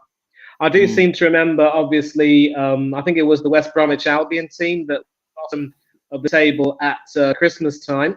But somehow, thanks to the likes of Nwankwo Kanu and Ben Foster, among others, they managed to avoid relegation against all odds. And I think, if memory serves me right, Manchester United legend Brian Robson was managing the Baggies that season. I don't know, but that's probably the only one of which we can think. And, the fact that that's the only one will tell you that statistically, Southampton have got no chance. A new manager is going to have to come in and start really, fixing that poor defense and make it a little bit more watertight. I think it's fair to say that, despite having signed a new 2-year deal, Alex McCarthy won't have a future with Southampton. Neither should Aaron Ramsdale. Gavin Bazunu, obviously being injured, obviously hasn't helped. I also did mention earlier in the stream, Steve, that some of the other players who had signed for Southampton have just not been able to cut the mustard. The only person who's done really well has been Tyler Dribbling, whose real name should be Tyler Dribbling because he excels at dribbling. And they've got a Japanese Sugawara, they've got a Ghanaian World Cupper in Kamaldeen Suleiman, and yet they just don't seem to be able to get things together. So a new manager is going to have to come in and try and rework that defense and really take part, just to make sure that there's a clear out of players. And once they start doing that, I think it's a sign that Southampton are preparing for life in the Championship. And if West Ham aren't careful, they could end up going back to the Championship. But I don't see that happening. I think there's low much worse. And as I speak, Bournemouth and West Ham are actually walking out onto the stadium. Their salad. There is, of course, that midweek tonight. And I see Jared Bowen leading West Ham out. Great super smashing. Oh, yes, yeah. Can't be a bit of bully, eh? Yeah, I'm sure he's going to be on the bullseye tonight. Yeah. So anyway, make sure that we get them popped a little bit. But doing well, of course, under Iriola. They bloodied Manchester City's nose. And I'm also going to give you some team news. Kepa, Smith, Zabani, Huyson, Kirkes, Christie, Cook, Semenyo, Kluivert, Otara, Evan-Nilsson. It's a 4-2-3-1 for Bournemouth. Fabianski, Soufal, Mavropanos, Kilman, Wan, Ataka, Alvarez, Soler, Souček, Kudus, fellow Ghanaian, Paqueta, and Bowen up top. So it's a Christmas tree formation, 4-3-2-1. And pretty looking bench at both teams, and certainly a lot of Christmas festive, spirit in the air. We'll find out what's going on. But, obviously back to Southampton, I think they probably realize that they are going down and maybe they're preparing for life after that, which is why they're probably going for the Sheffield Wednesday manager. I don't think any good quality, experienced manager worth his salt would touch the club with a barge pole. Not even the likes of Sam Allardyce, mind you. I mean, do you see on the about Gary O'Neill there, Mr. T? And you quit to tell me, no, he don't want to go down. He doesn't want to be sent down. But how do you know he could keep him up? Couldn't he? You never know. He done it with Bournemouth. Mate, look. Yeah, the job he did at Bournemouth was absolutely magnificent. But let's bear in mind that when Scott Parker was sacked, they call him the bin man, mind you. You'll have to ask Craig Beasley why they refer to him as the bin man. But O'Neill obviously took a team that was crashed 9-0 by Liverpool at Anfield, and with nothing to lose, he was able to make sure they had the spirit to stay up. But what happened was that I think it was sometime maybe it might have been in that season or his second season that not long after staying up, they got a little bit too complacent and had a pretty poor run, which meant that although they weren't going to get relegated, they ended up 17th. And that was why, Bill Foley pulled the trigger and got rid of him and brought in Iriola, who has walked out and is shaking hands with Lopetegui, a couple of Spaniards, of course. And I don't know if Lopetegui is also a Basque goalkeeper, but as a player on the books at Real Madrid, no, I don't think he was. Obviously, I know that he's a former Spanish international. So obviously there wouldn't be there'd be a lot of cordialities. But back to Gary O'Neill, I really don't think he'd want to sort of go immediately into another managerial job that so soon after losing one. That would literally be the definition of a managerial merry-go. And I would certainly go so far as to take a bit of a break. But if an offer comes in for him in January, and if it's the right one, I think he will snap it up.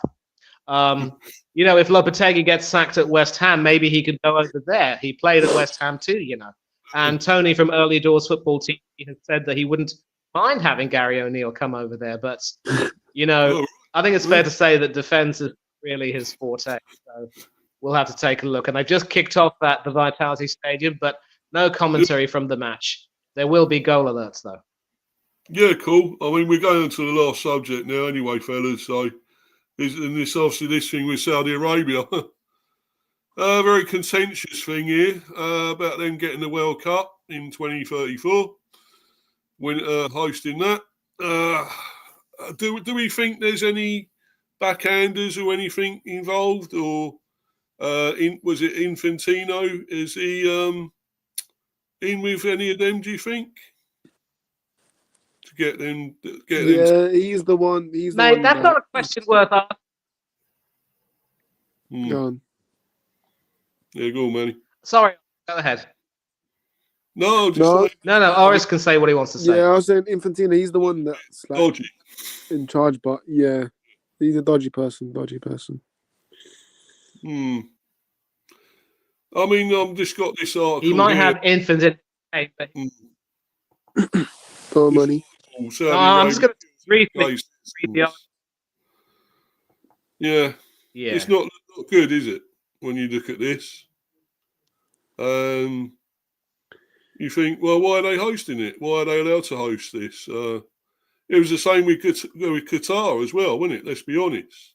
That was dodgy as well. And look at all those people who said they didn't want to go over there, and do commentators like Gary Neville and it was Gary Lineker and all that were moaning about what was going on there, about this and that with gay people and what else was it?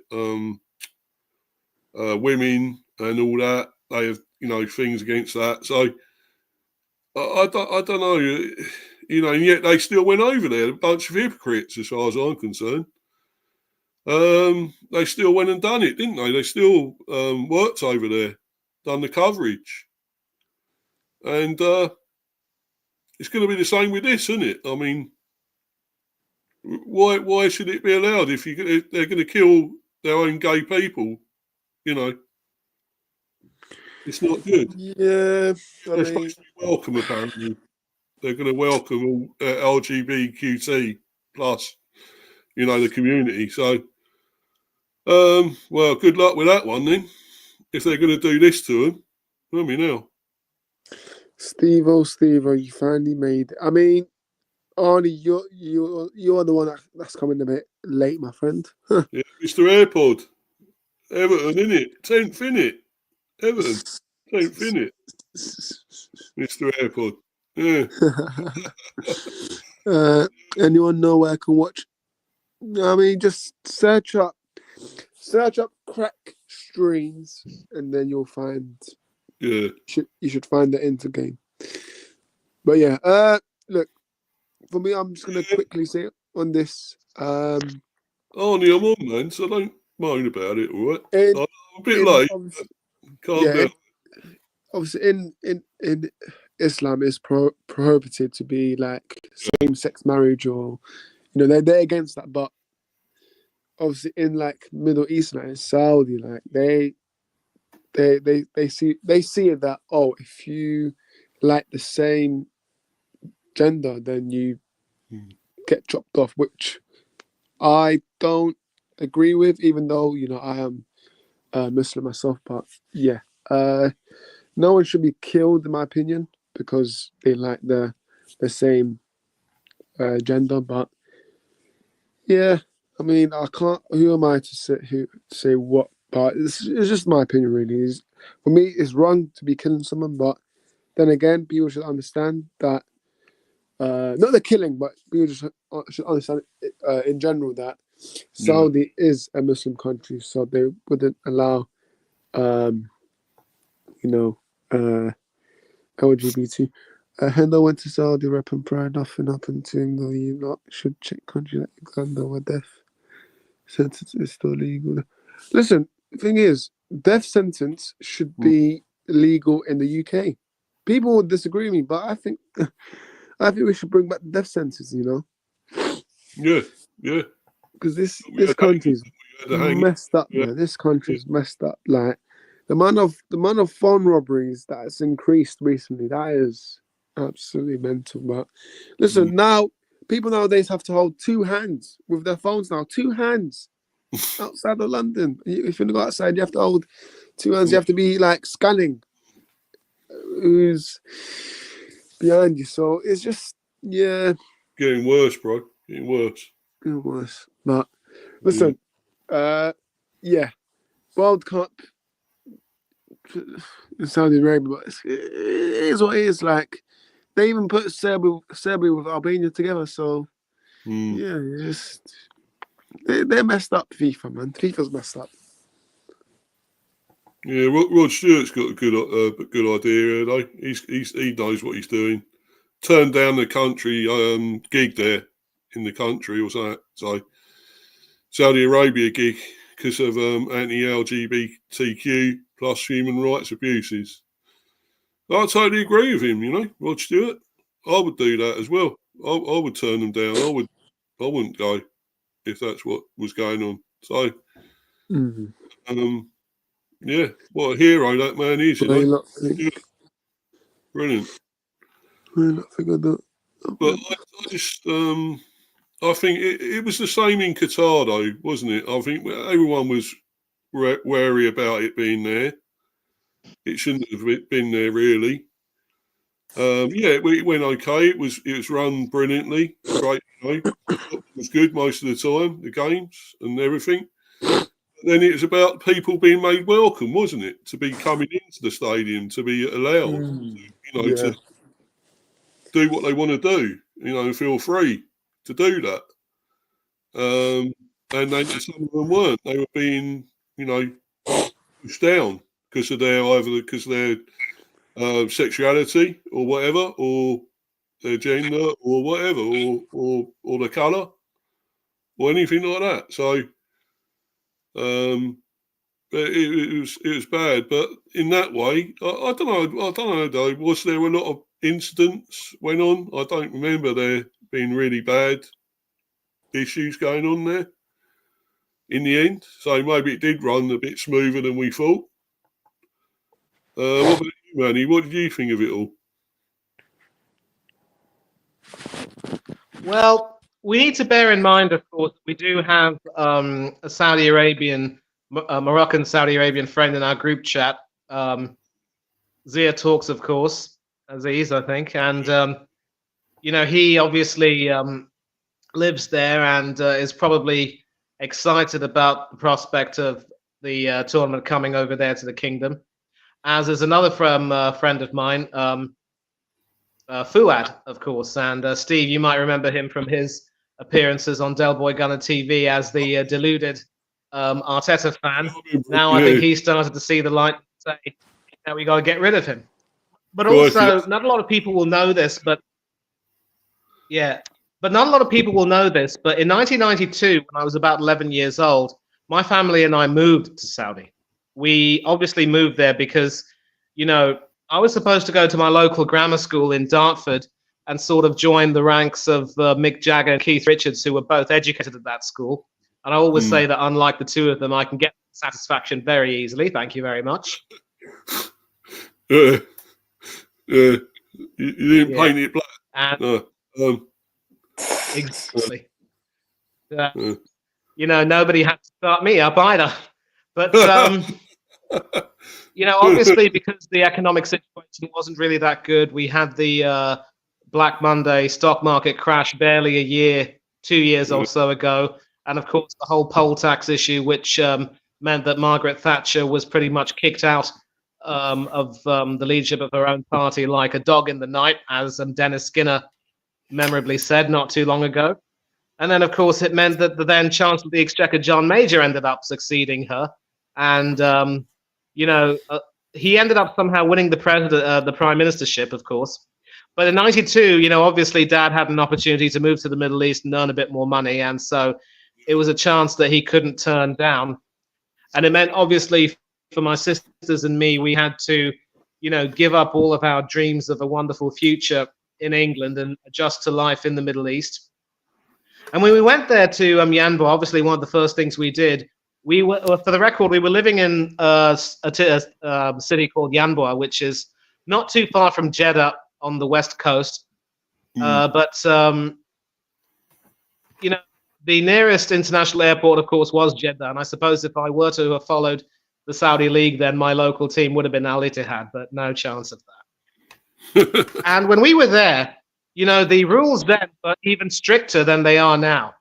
Women were not allowed to drive. They were never allowed to, you know, do any of the things that men would do. There were some lady doctors, of course, who would work in some of the hospitals, including the one where my dad worked. But obviously, they were more inclined to be, you know, gynecologists or some other specialty. But women were pretty much seen to be inferior to the men who were the head of the family. And the rules also, especially for customs like Ramadan, were very strict. You were not allowed to eat in public during the day. If you were caught eating during the day, you would have been subject to very severe punishment.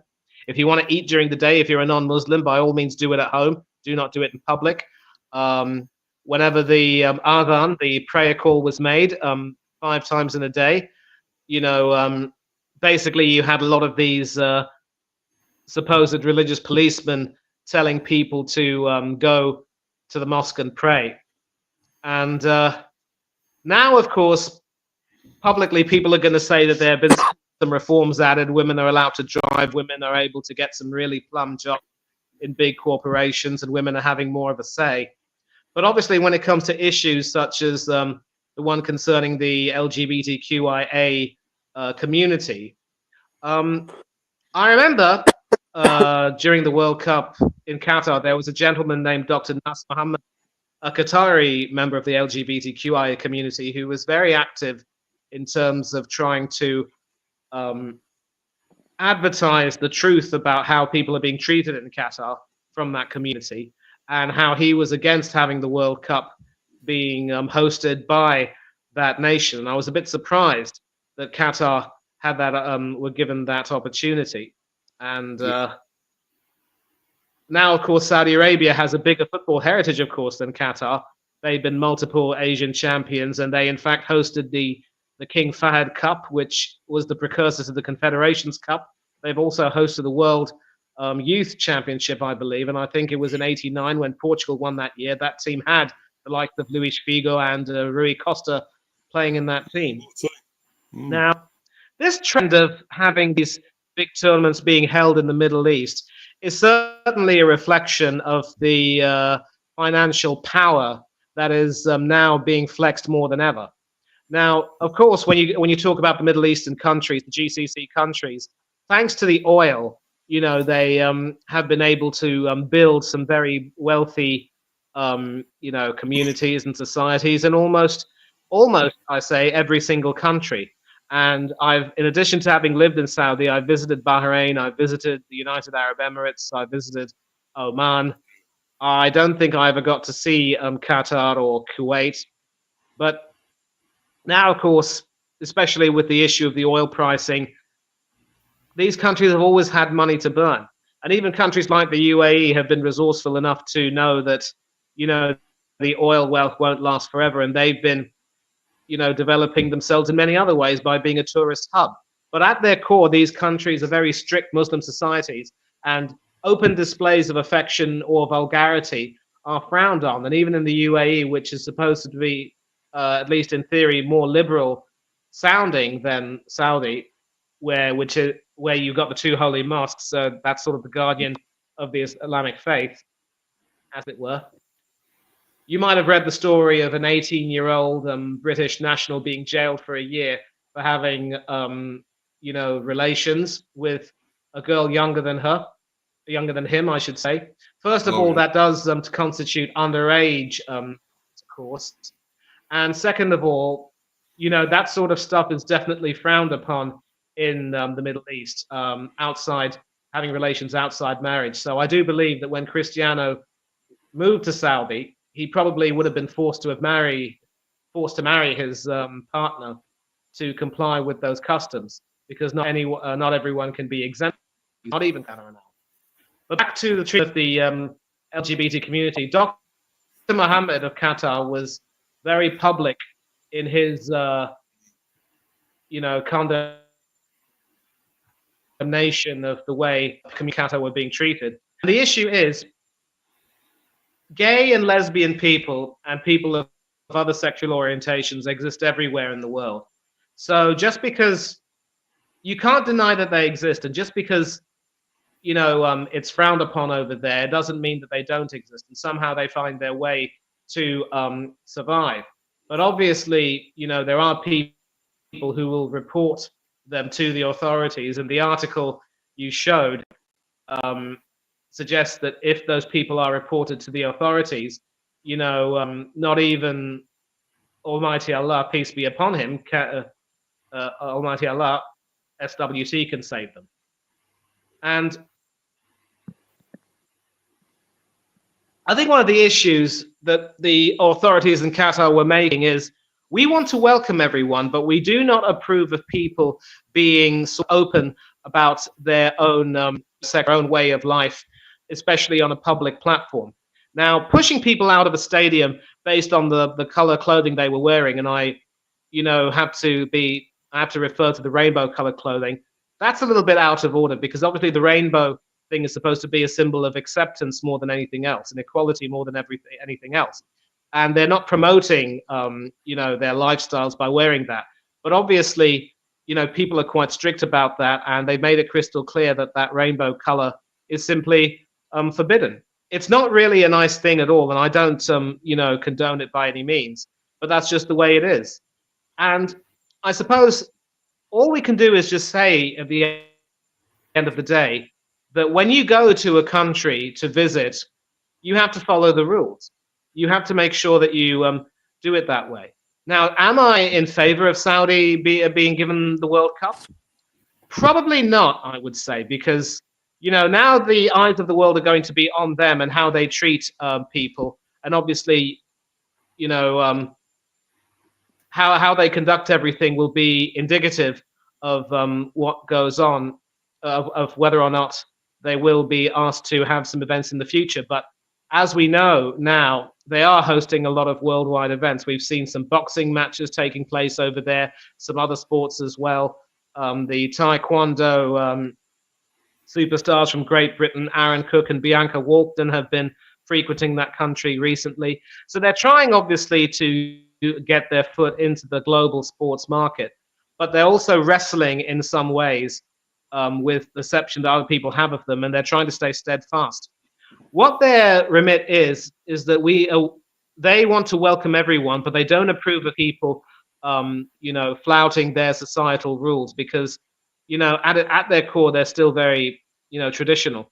But do I support it, especially with the record of human rights abuses? And one more thing, which has to be mentioned, of course, is the treatment of the workers who come over there to build the stadia.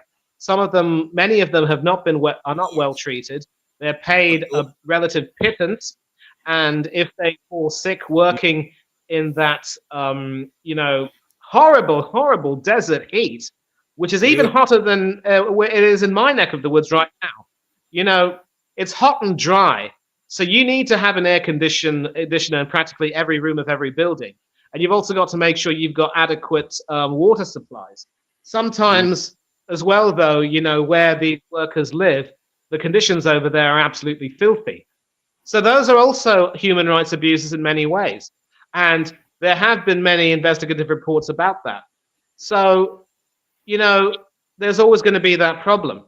And of course, people will say that many of these so-called civilized countries in the West have no business, throwing stones from their own glass houses, because some of the conditions of their own workers aren't exactly, very, very nice, and maybe their own economic situation isn't that good. I think what we're seeing here, Steve, is a situation where people are leaning on the financial power of the Middle East, and the Middle East could very well end up being, the next global financial super. Maybe it already is, but people are going to obviously have to wrestle with their own consciences about the human rights issues. And what I would say to these TV personalities is, don't make such a big song and dance about it if you're thinking of actually going over there, because at the end of the day, they've had to work, they've had to earn a pay packet. And I suppose that's fine, but you don't just make a big stand and then change your mind saying, actually, you know what, I need my dosh, so I might as well go over there and, enjoy myself while I'm at it. That's not cool. That is not cool. I would also go so far to say that there were instances of other fans really making idiots of themselves. When Argentina beat France to win the tournament at the Lusail Stadium, there were a couple of Argentinian female fans who were absolutely stupid enough, and I mean stupid and irresponsible enough, I would say.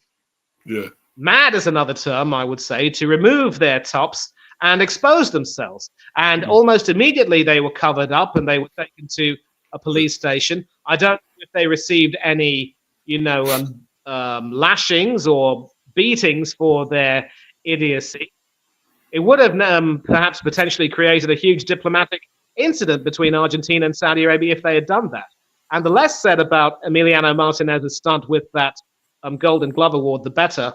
Oh, you both know that I'm a huge admirer of him, but what he did that day was absolutely distasteful with that trophy. You don't do that. I'm sorry. And it's about being able to, I suppose, respect the culture, but also you don't make an idiot of yourself. But, don't single out the LGBTQIA community. And if there are some other people who are going to make use of themselves by not following the rules, at least one thing which I can credit these societies, these countries, is that they're consistent about enforcing the rules. But this idea of executing people from who happen to be gay or lesbian or belonging or have a different gender or sexuality from the mainstream, I'm sorry, but that's also, simply, it's unpalatable.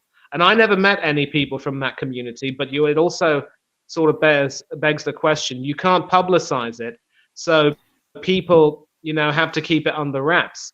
But also, it's a restricted society where, people are not allowed to have any kind of relation at a certain age or until they reach a certain age, and also certainly not until they get married. So when you have a society like that, I think people are going to, you are going to have people who try to conceal their activities. But in a nutshell, I really don't know if I can like the idea of Saudi Arabia hosting the World Cup, especially with so much of these controversies going on. But all I will say is that Qatar were able to make some guidelines as to how fans should behave and what they would offer, and Saudi Arabia will have to do the same thing. And of course, not too long ago, Saudi Arabia did actually lift a ban on the serving of alcohol in these, top-notch hotels and restaurants. Yeah. Before, if you wanted to drink alcohol, you had to go to the UAE or Bahrain to enjoy yourself. And mind you, I've seen a lot of people, Muslims from Saudi Arabia, go over there and enjoy themselves. But it's a tough one, and I'm really sorry for waffling on, but I do have a lot of I do have some misgivings, but I do believe it will eventually run quite smoothly, as the tournament in Qatar did. And if there are any fans who see it fit to try to make idiots of themselves the way those two lady Argentina fans did, then woe betide them, a plague on their houses. So you've got to respect the rules of society of the host country. But I do believe the host country also needs to, create a better image of itself. And yet I wouldn't be surprised if there are any people similar to Nas Mohammed of Qatar from Saudi Arabia who will, under anonymity, condemn the Saudi government and shed a light on everything that's going on. But I see you've got an article over there which talks about the English FA receiving some assurances. Do you please read, and I'll shut my gob. Yeah, no worries, bro. Right, I'll get on with this. English FA insists it has been given assurances over safety of LGBTQ plus fans in Saudi Arabia after backing successful bid to host 2034 World Cup. Right. Scott, what happened? The FA voted in favour of awarding the 2034 World Cup to the Middle Eastern nation, which was confirmed as the host nation on Wednesday following an unopposed bid. The 2030 competition has gone to Portugal, Spain and Morocco, though some games will be played in Uruguay, Argentina and Paraguay. The bigger picture, human rights organisations have spoken out in protest against the tournament going to Saudi Arabia with fears for the safety of migrant workers as well as LGBTQ plus supporters. However, the FA has explained its reasons behind the vote following discussions with the Saudi Football Federation. What the FA said, after a careful review of both proposals, we supported the two World Cup bids from Spain, Portugal and Morocco in 2030 and Saudi Arabia in 2034. Both bids are technically strong and meet the FIFA criteria to host the Men's World Cup. Our focus is on ensuring that all of our fans can attend and enjoy tournaments, a statement from the FA read. The FA board met the Saudi Arabian Football Federation last month to discuss their bid in more detail. We asked them to commit to ensuring all fans would be safe and welcome in Saudi Arabia in 2034, including LGBTQ plus fans. They assured us that they are fully committed to providing a safe and welcome environment for all fans. Football is a global game and it is for everyone. Our commitment to diversity and inclusion means being respectful of all, including all religions and cultures. We also believe that hosting World Cups can be a catalyst for positive change, which is best lived by working collaboratively in partnership with host nations. We will work with FIFA and UEFA to ensure that commitments to respect all human rights are delivered. Right. Do you want to do this quickly before we talk about that? Which Premier League team is the most valuable? How come Brentford ain't on there? Anyway, Man United, Liverpool, Chelsea, Arsenal, Spurs or City? City. Mate, So just what, Manchester City and be done with it. Time's a wasting. yeah, City. Yeah, City. Go for them.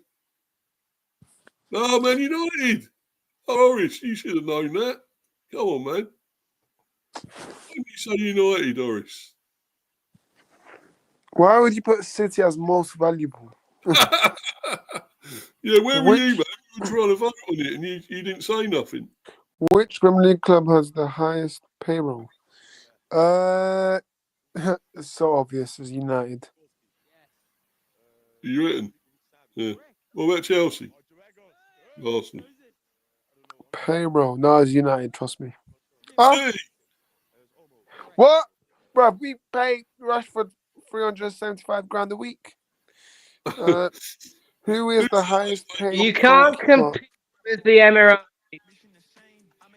What? Khaldun Al Mubarak is loaded.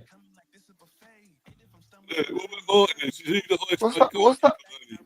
I can hear music from somewhere. It's not me. It's not me, mate. It's not me. I can hear. Whose music is that? It might be on here or something. On the Highest paid laptop. has to be Edison. Huh? Is that you, man? Yeah, what Martinez? Is he the highest paid goalkeeper, Manny? Do you think? Or is it Raya? No, it's got to be Edison of Manchester City. No. Edison. Let's stop the tomfoolery. It's Edison. Move on. Come on then. Oh, one more choice or something. One more. And Martinez. No, Ellison. What about Ellison? how much was Ellison? Oh, I no. forgot. Banana. Banana, what? Yeah, go for it, go on. Let's do an Arnony. Oh, it's Huh? Ellison and Martinez, Manny. Martinez. Oh, money, yeah. Emmy. Well, come on, man. You should have known. You're your favourite. Who is the highest paid defender in the? Well, we all know it's Mate, I'm not an absolute fan. I mean, I wouldn't have a Harry game. Maguire. That bloody forehead, Harry Maguire, mate. Harry Maguire.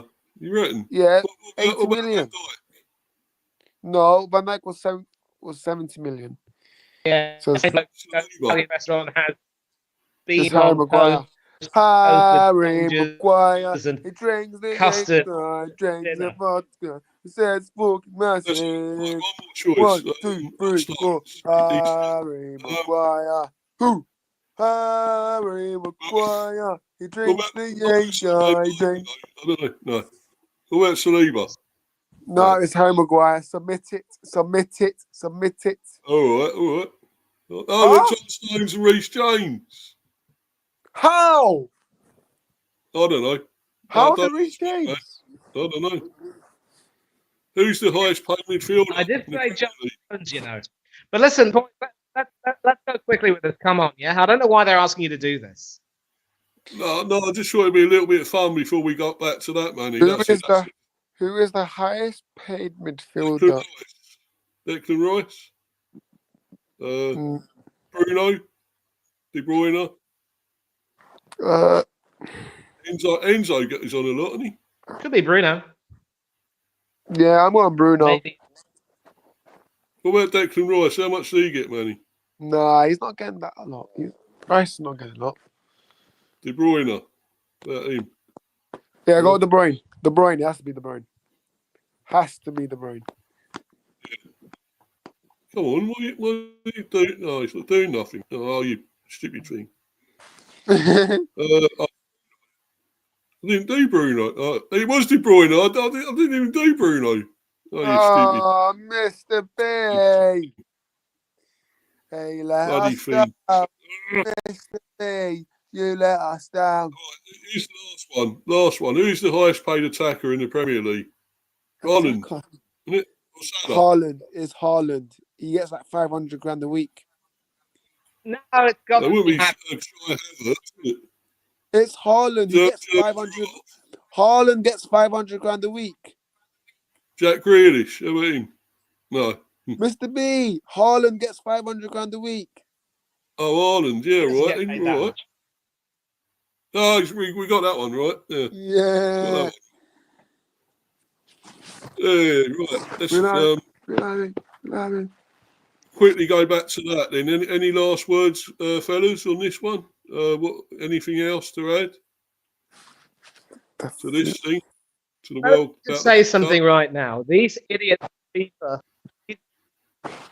Yeah, listen, Steve. Let me just say something. These idiots at FIFA have once again said the same crap they said when they offered it to Qatar. And the fact that we lost out on hosting in 2018 to Russia is something that will always, be will leave a bad taste in my mouth. But again, they're talking once again about how it can be the catalyst for societal change. No, none of that. That's not going to happen. And I really don't see much happening. And one reason why, of course, we're seeing a lot more of these Middle Eastern countries foot the bill is because, it costs a great deal of dosh to host a major tournament like a World Cup. And if you take a look at the Commonwealth Games, for instance, a large number of countries and cities are opting out of hosting it because they can't handle the costs. I remember when Birmingham hosted it in 2022. That's of course Hardeep's home area. I think he's obviously from Wolverhampton, but Birmingham's not too far away, of course.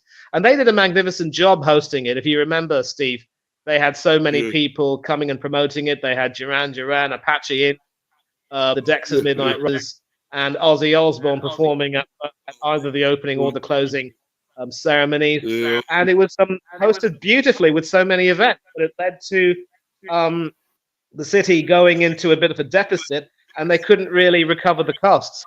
So what's going to happen when it's hosted in Glasgow in a year's time is that it's going to be a stripped-down version of the event with some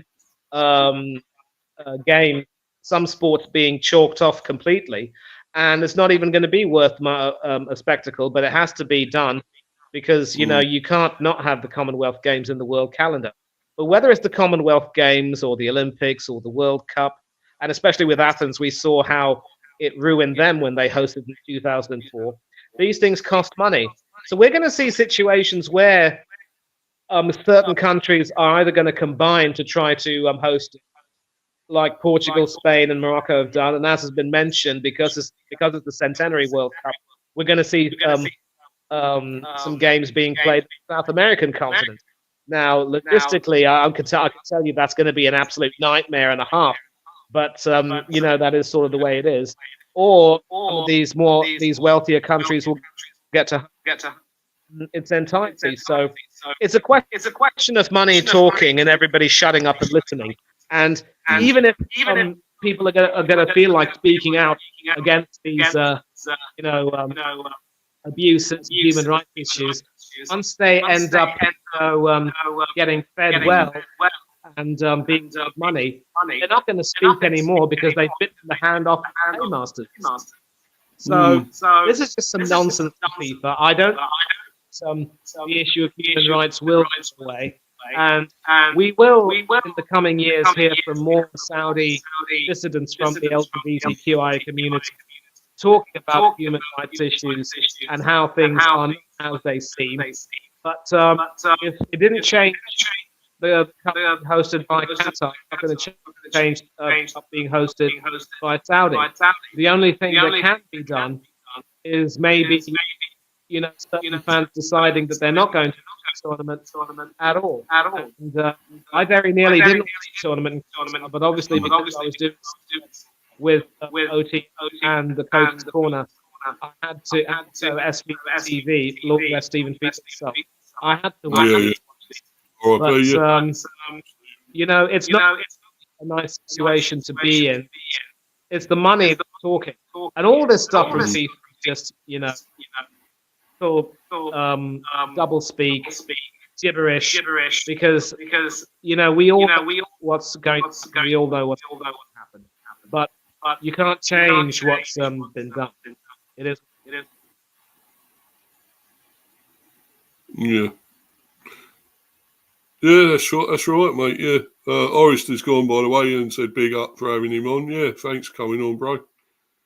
anytime, mate. You're welcome anytime. And obviously, as you are, Manny, always welcome, my friend. And it's obviously been another great debate show. We've gone over 2 hours again. Wasn't going to do that, but it's been good.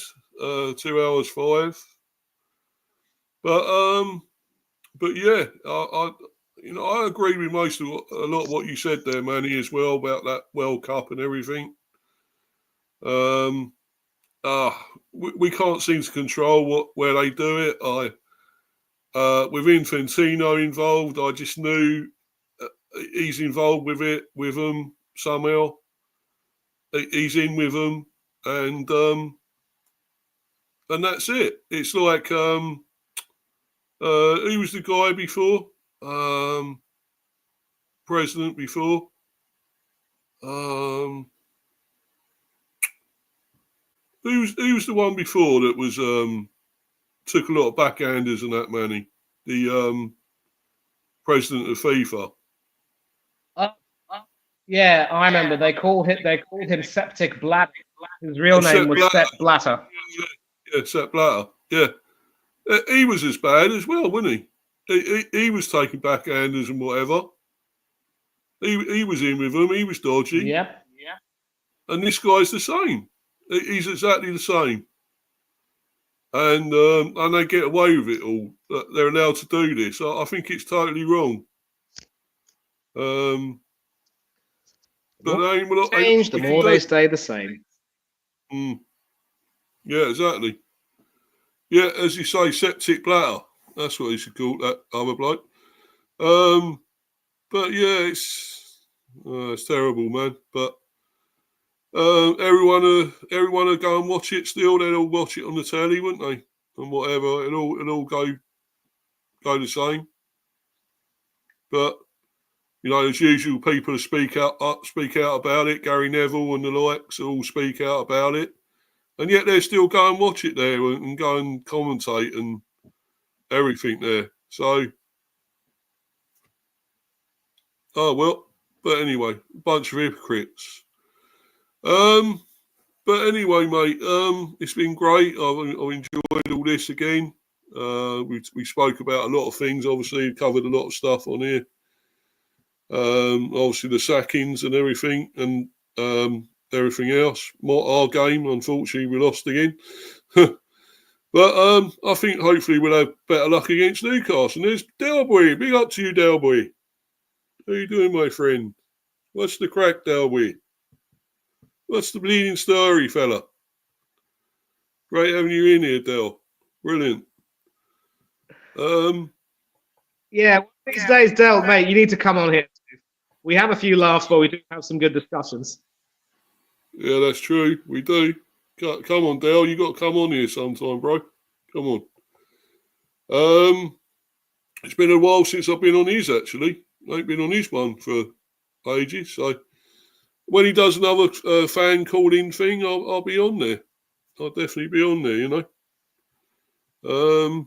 But yeah, that's been great. Yeah, you need to, mate. Obviously, we've got the cricket to talk about that, Manny. Look forward to that, I think, maybe tomorrow. With England. Pathetic. Absolutely pathetic. A lot of them should be sacked, as far as I'm concerned. Yeah, let's have our round.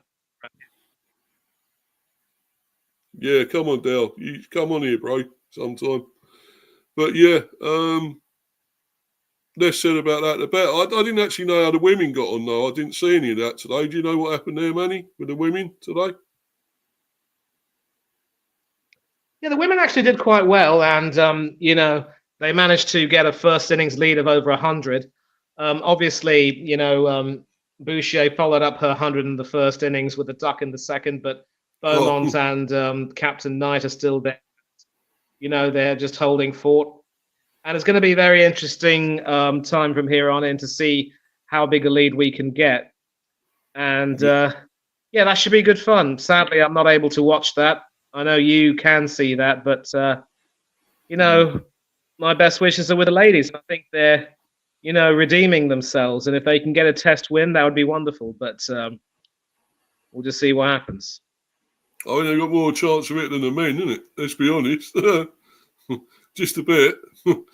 But, yeah, but we'll talk about that. There's a lot of things to say, obviously.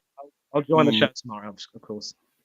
Yeah, definitely, mate. We'll save it for then. I'll explode then. I'll do a Kyle Walsh and do the volcano, Kyle Walsh, and explode tomorrow, probably. But yeah. But He's anyway, about to sting. Yeah. Anyway, mate, where can we find you? Well, Steve, as always, big up to you for hosting this stream, and thank you for having me on, and big up to Or as well for coming on. And you can be on both of your channels, right here on the Buzz, and also on the channel where we talk England cricket. And as has been said, we will be catching up tomorrow to discuss the women and the men, and how well or poorly they've done. And also do catch me on Del Boy Gunner TV. Big up to Del for joining in now. And also Coach's Corner and Oris Talks Football. Oris was here earlier. Big up as well to Up the Cherries in all departments. I will actually be doing a recording for the cherry picking episode tomorrow, and that will be released on the Wednesday, of course, the last cherry picking episode of the year. I think, Craig and the boys won't really have that much time to do any more in the run up to Christmas Day, but that should be a great deal of fun. And, we'll sort of get that sorted. And also, Rich Sports, big up to him. Football, he was in the chat earlier. Football United with Anthony Herbert. Gundown UK with Carl. The Southern Gooner with Matt Oden. Also, Tony Claude Gunner TV, Danny AFC TV, Spurs Asia TV, Warren's Team Talk, and quite a few other channels as well where I made some sporadic appearances. Big up as well to Football Overseas and Kyle, of course. I've done some good work with him. I've really enjoyed it. And several other channels, of course, which are quite important to me and special to me, even though I haven't appeared on them as often as I would like. And if they don't believe me when I tell them they're important to me, as always, there'll be a check in the post. But gonna have to start writing them. It's the beginning of a week, and very nearly Bournemouth taking the lead, but the ex-Arsenal goalkeeper Lukasz Fabianski pulling off a brilliant reflex save there. I did promise that there'd be no alerts other than goal alerts, but that should have been a goal. Great play, but what a save. No longer playing for Poland, but the old Warhorse still has it. And the beginning of a new week. Good sporting action, of course. The last full week, of course, before Christmas. So I hope you're all safe and warm and enjoying your Christmas chocolate advent calendars, and also getting ready for these sumptuous Christmas dinners, which I absolutely miss a great deal. Sausage rolls, mince pies, the whole 9 yards. Enjoy yourselves and be safe and happy, and enjoy the sporting action coming up, whether it's football or cricket. I think we've got League Cup action as well. Steve talked about Brentford travelling to St James's Park. I think we'll be going over to Selhurst Park. And in addition to playing home and away, it's also going to be a case of going to our neighbours. And these neighbours are not necessarily good friends of ours, although they do have a few former Gunners in their team. But nothing else except to say enjoy this upcoming week. Enjoy the sporting action that's coming up on TV. Do enjoy your preparations for Christmas. And as always, take care of yourselves, be safe and be happy. Do unto others, you know others do unto you, and don't do anything that Mr. B, Orist, or I wouldn't do. Till then, farewell to thee, goodbye and God bless to all of you. And it's time for me to go back and watch some Monday Night Football from Dean Court. Bye, everyone. Yeah, cheers, Manny. Take care, fella. Enjoy the football. Thanks for being on, as usual. You're always welcome. And always talk a lot of sense, a lot of good, great opinions and everything, comment. So it's always great to have you on. And of course, Orist as well.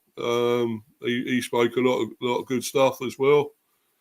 Good things earlier. So it's great having him on. And anyone else is welcome. I don't know why you didn't come on, Arnie. You keep on about coming on, wanting to come on. And you were in the live chat. I could have put the link in for you and you could have come on, but you didn't want to know. So moaning about it.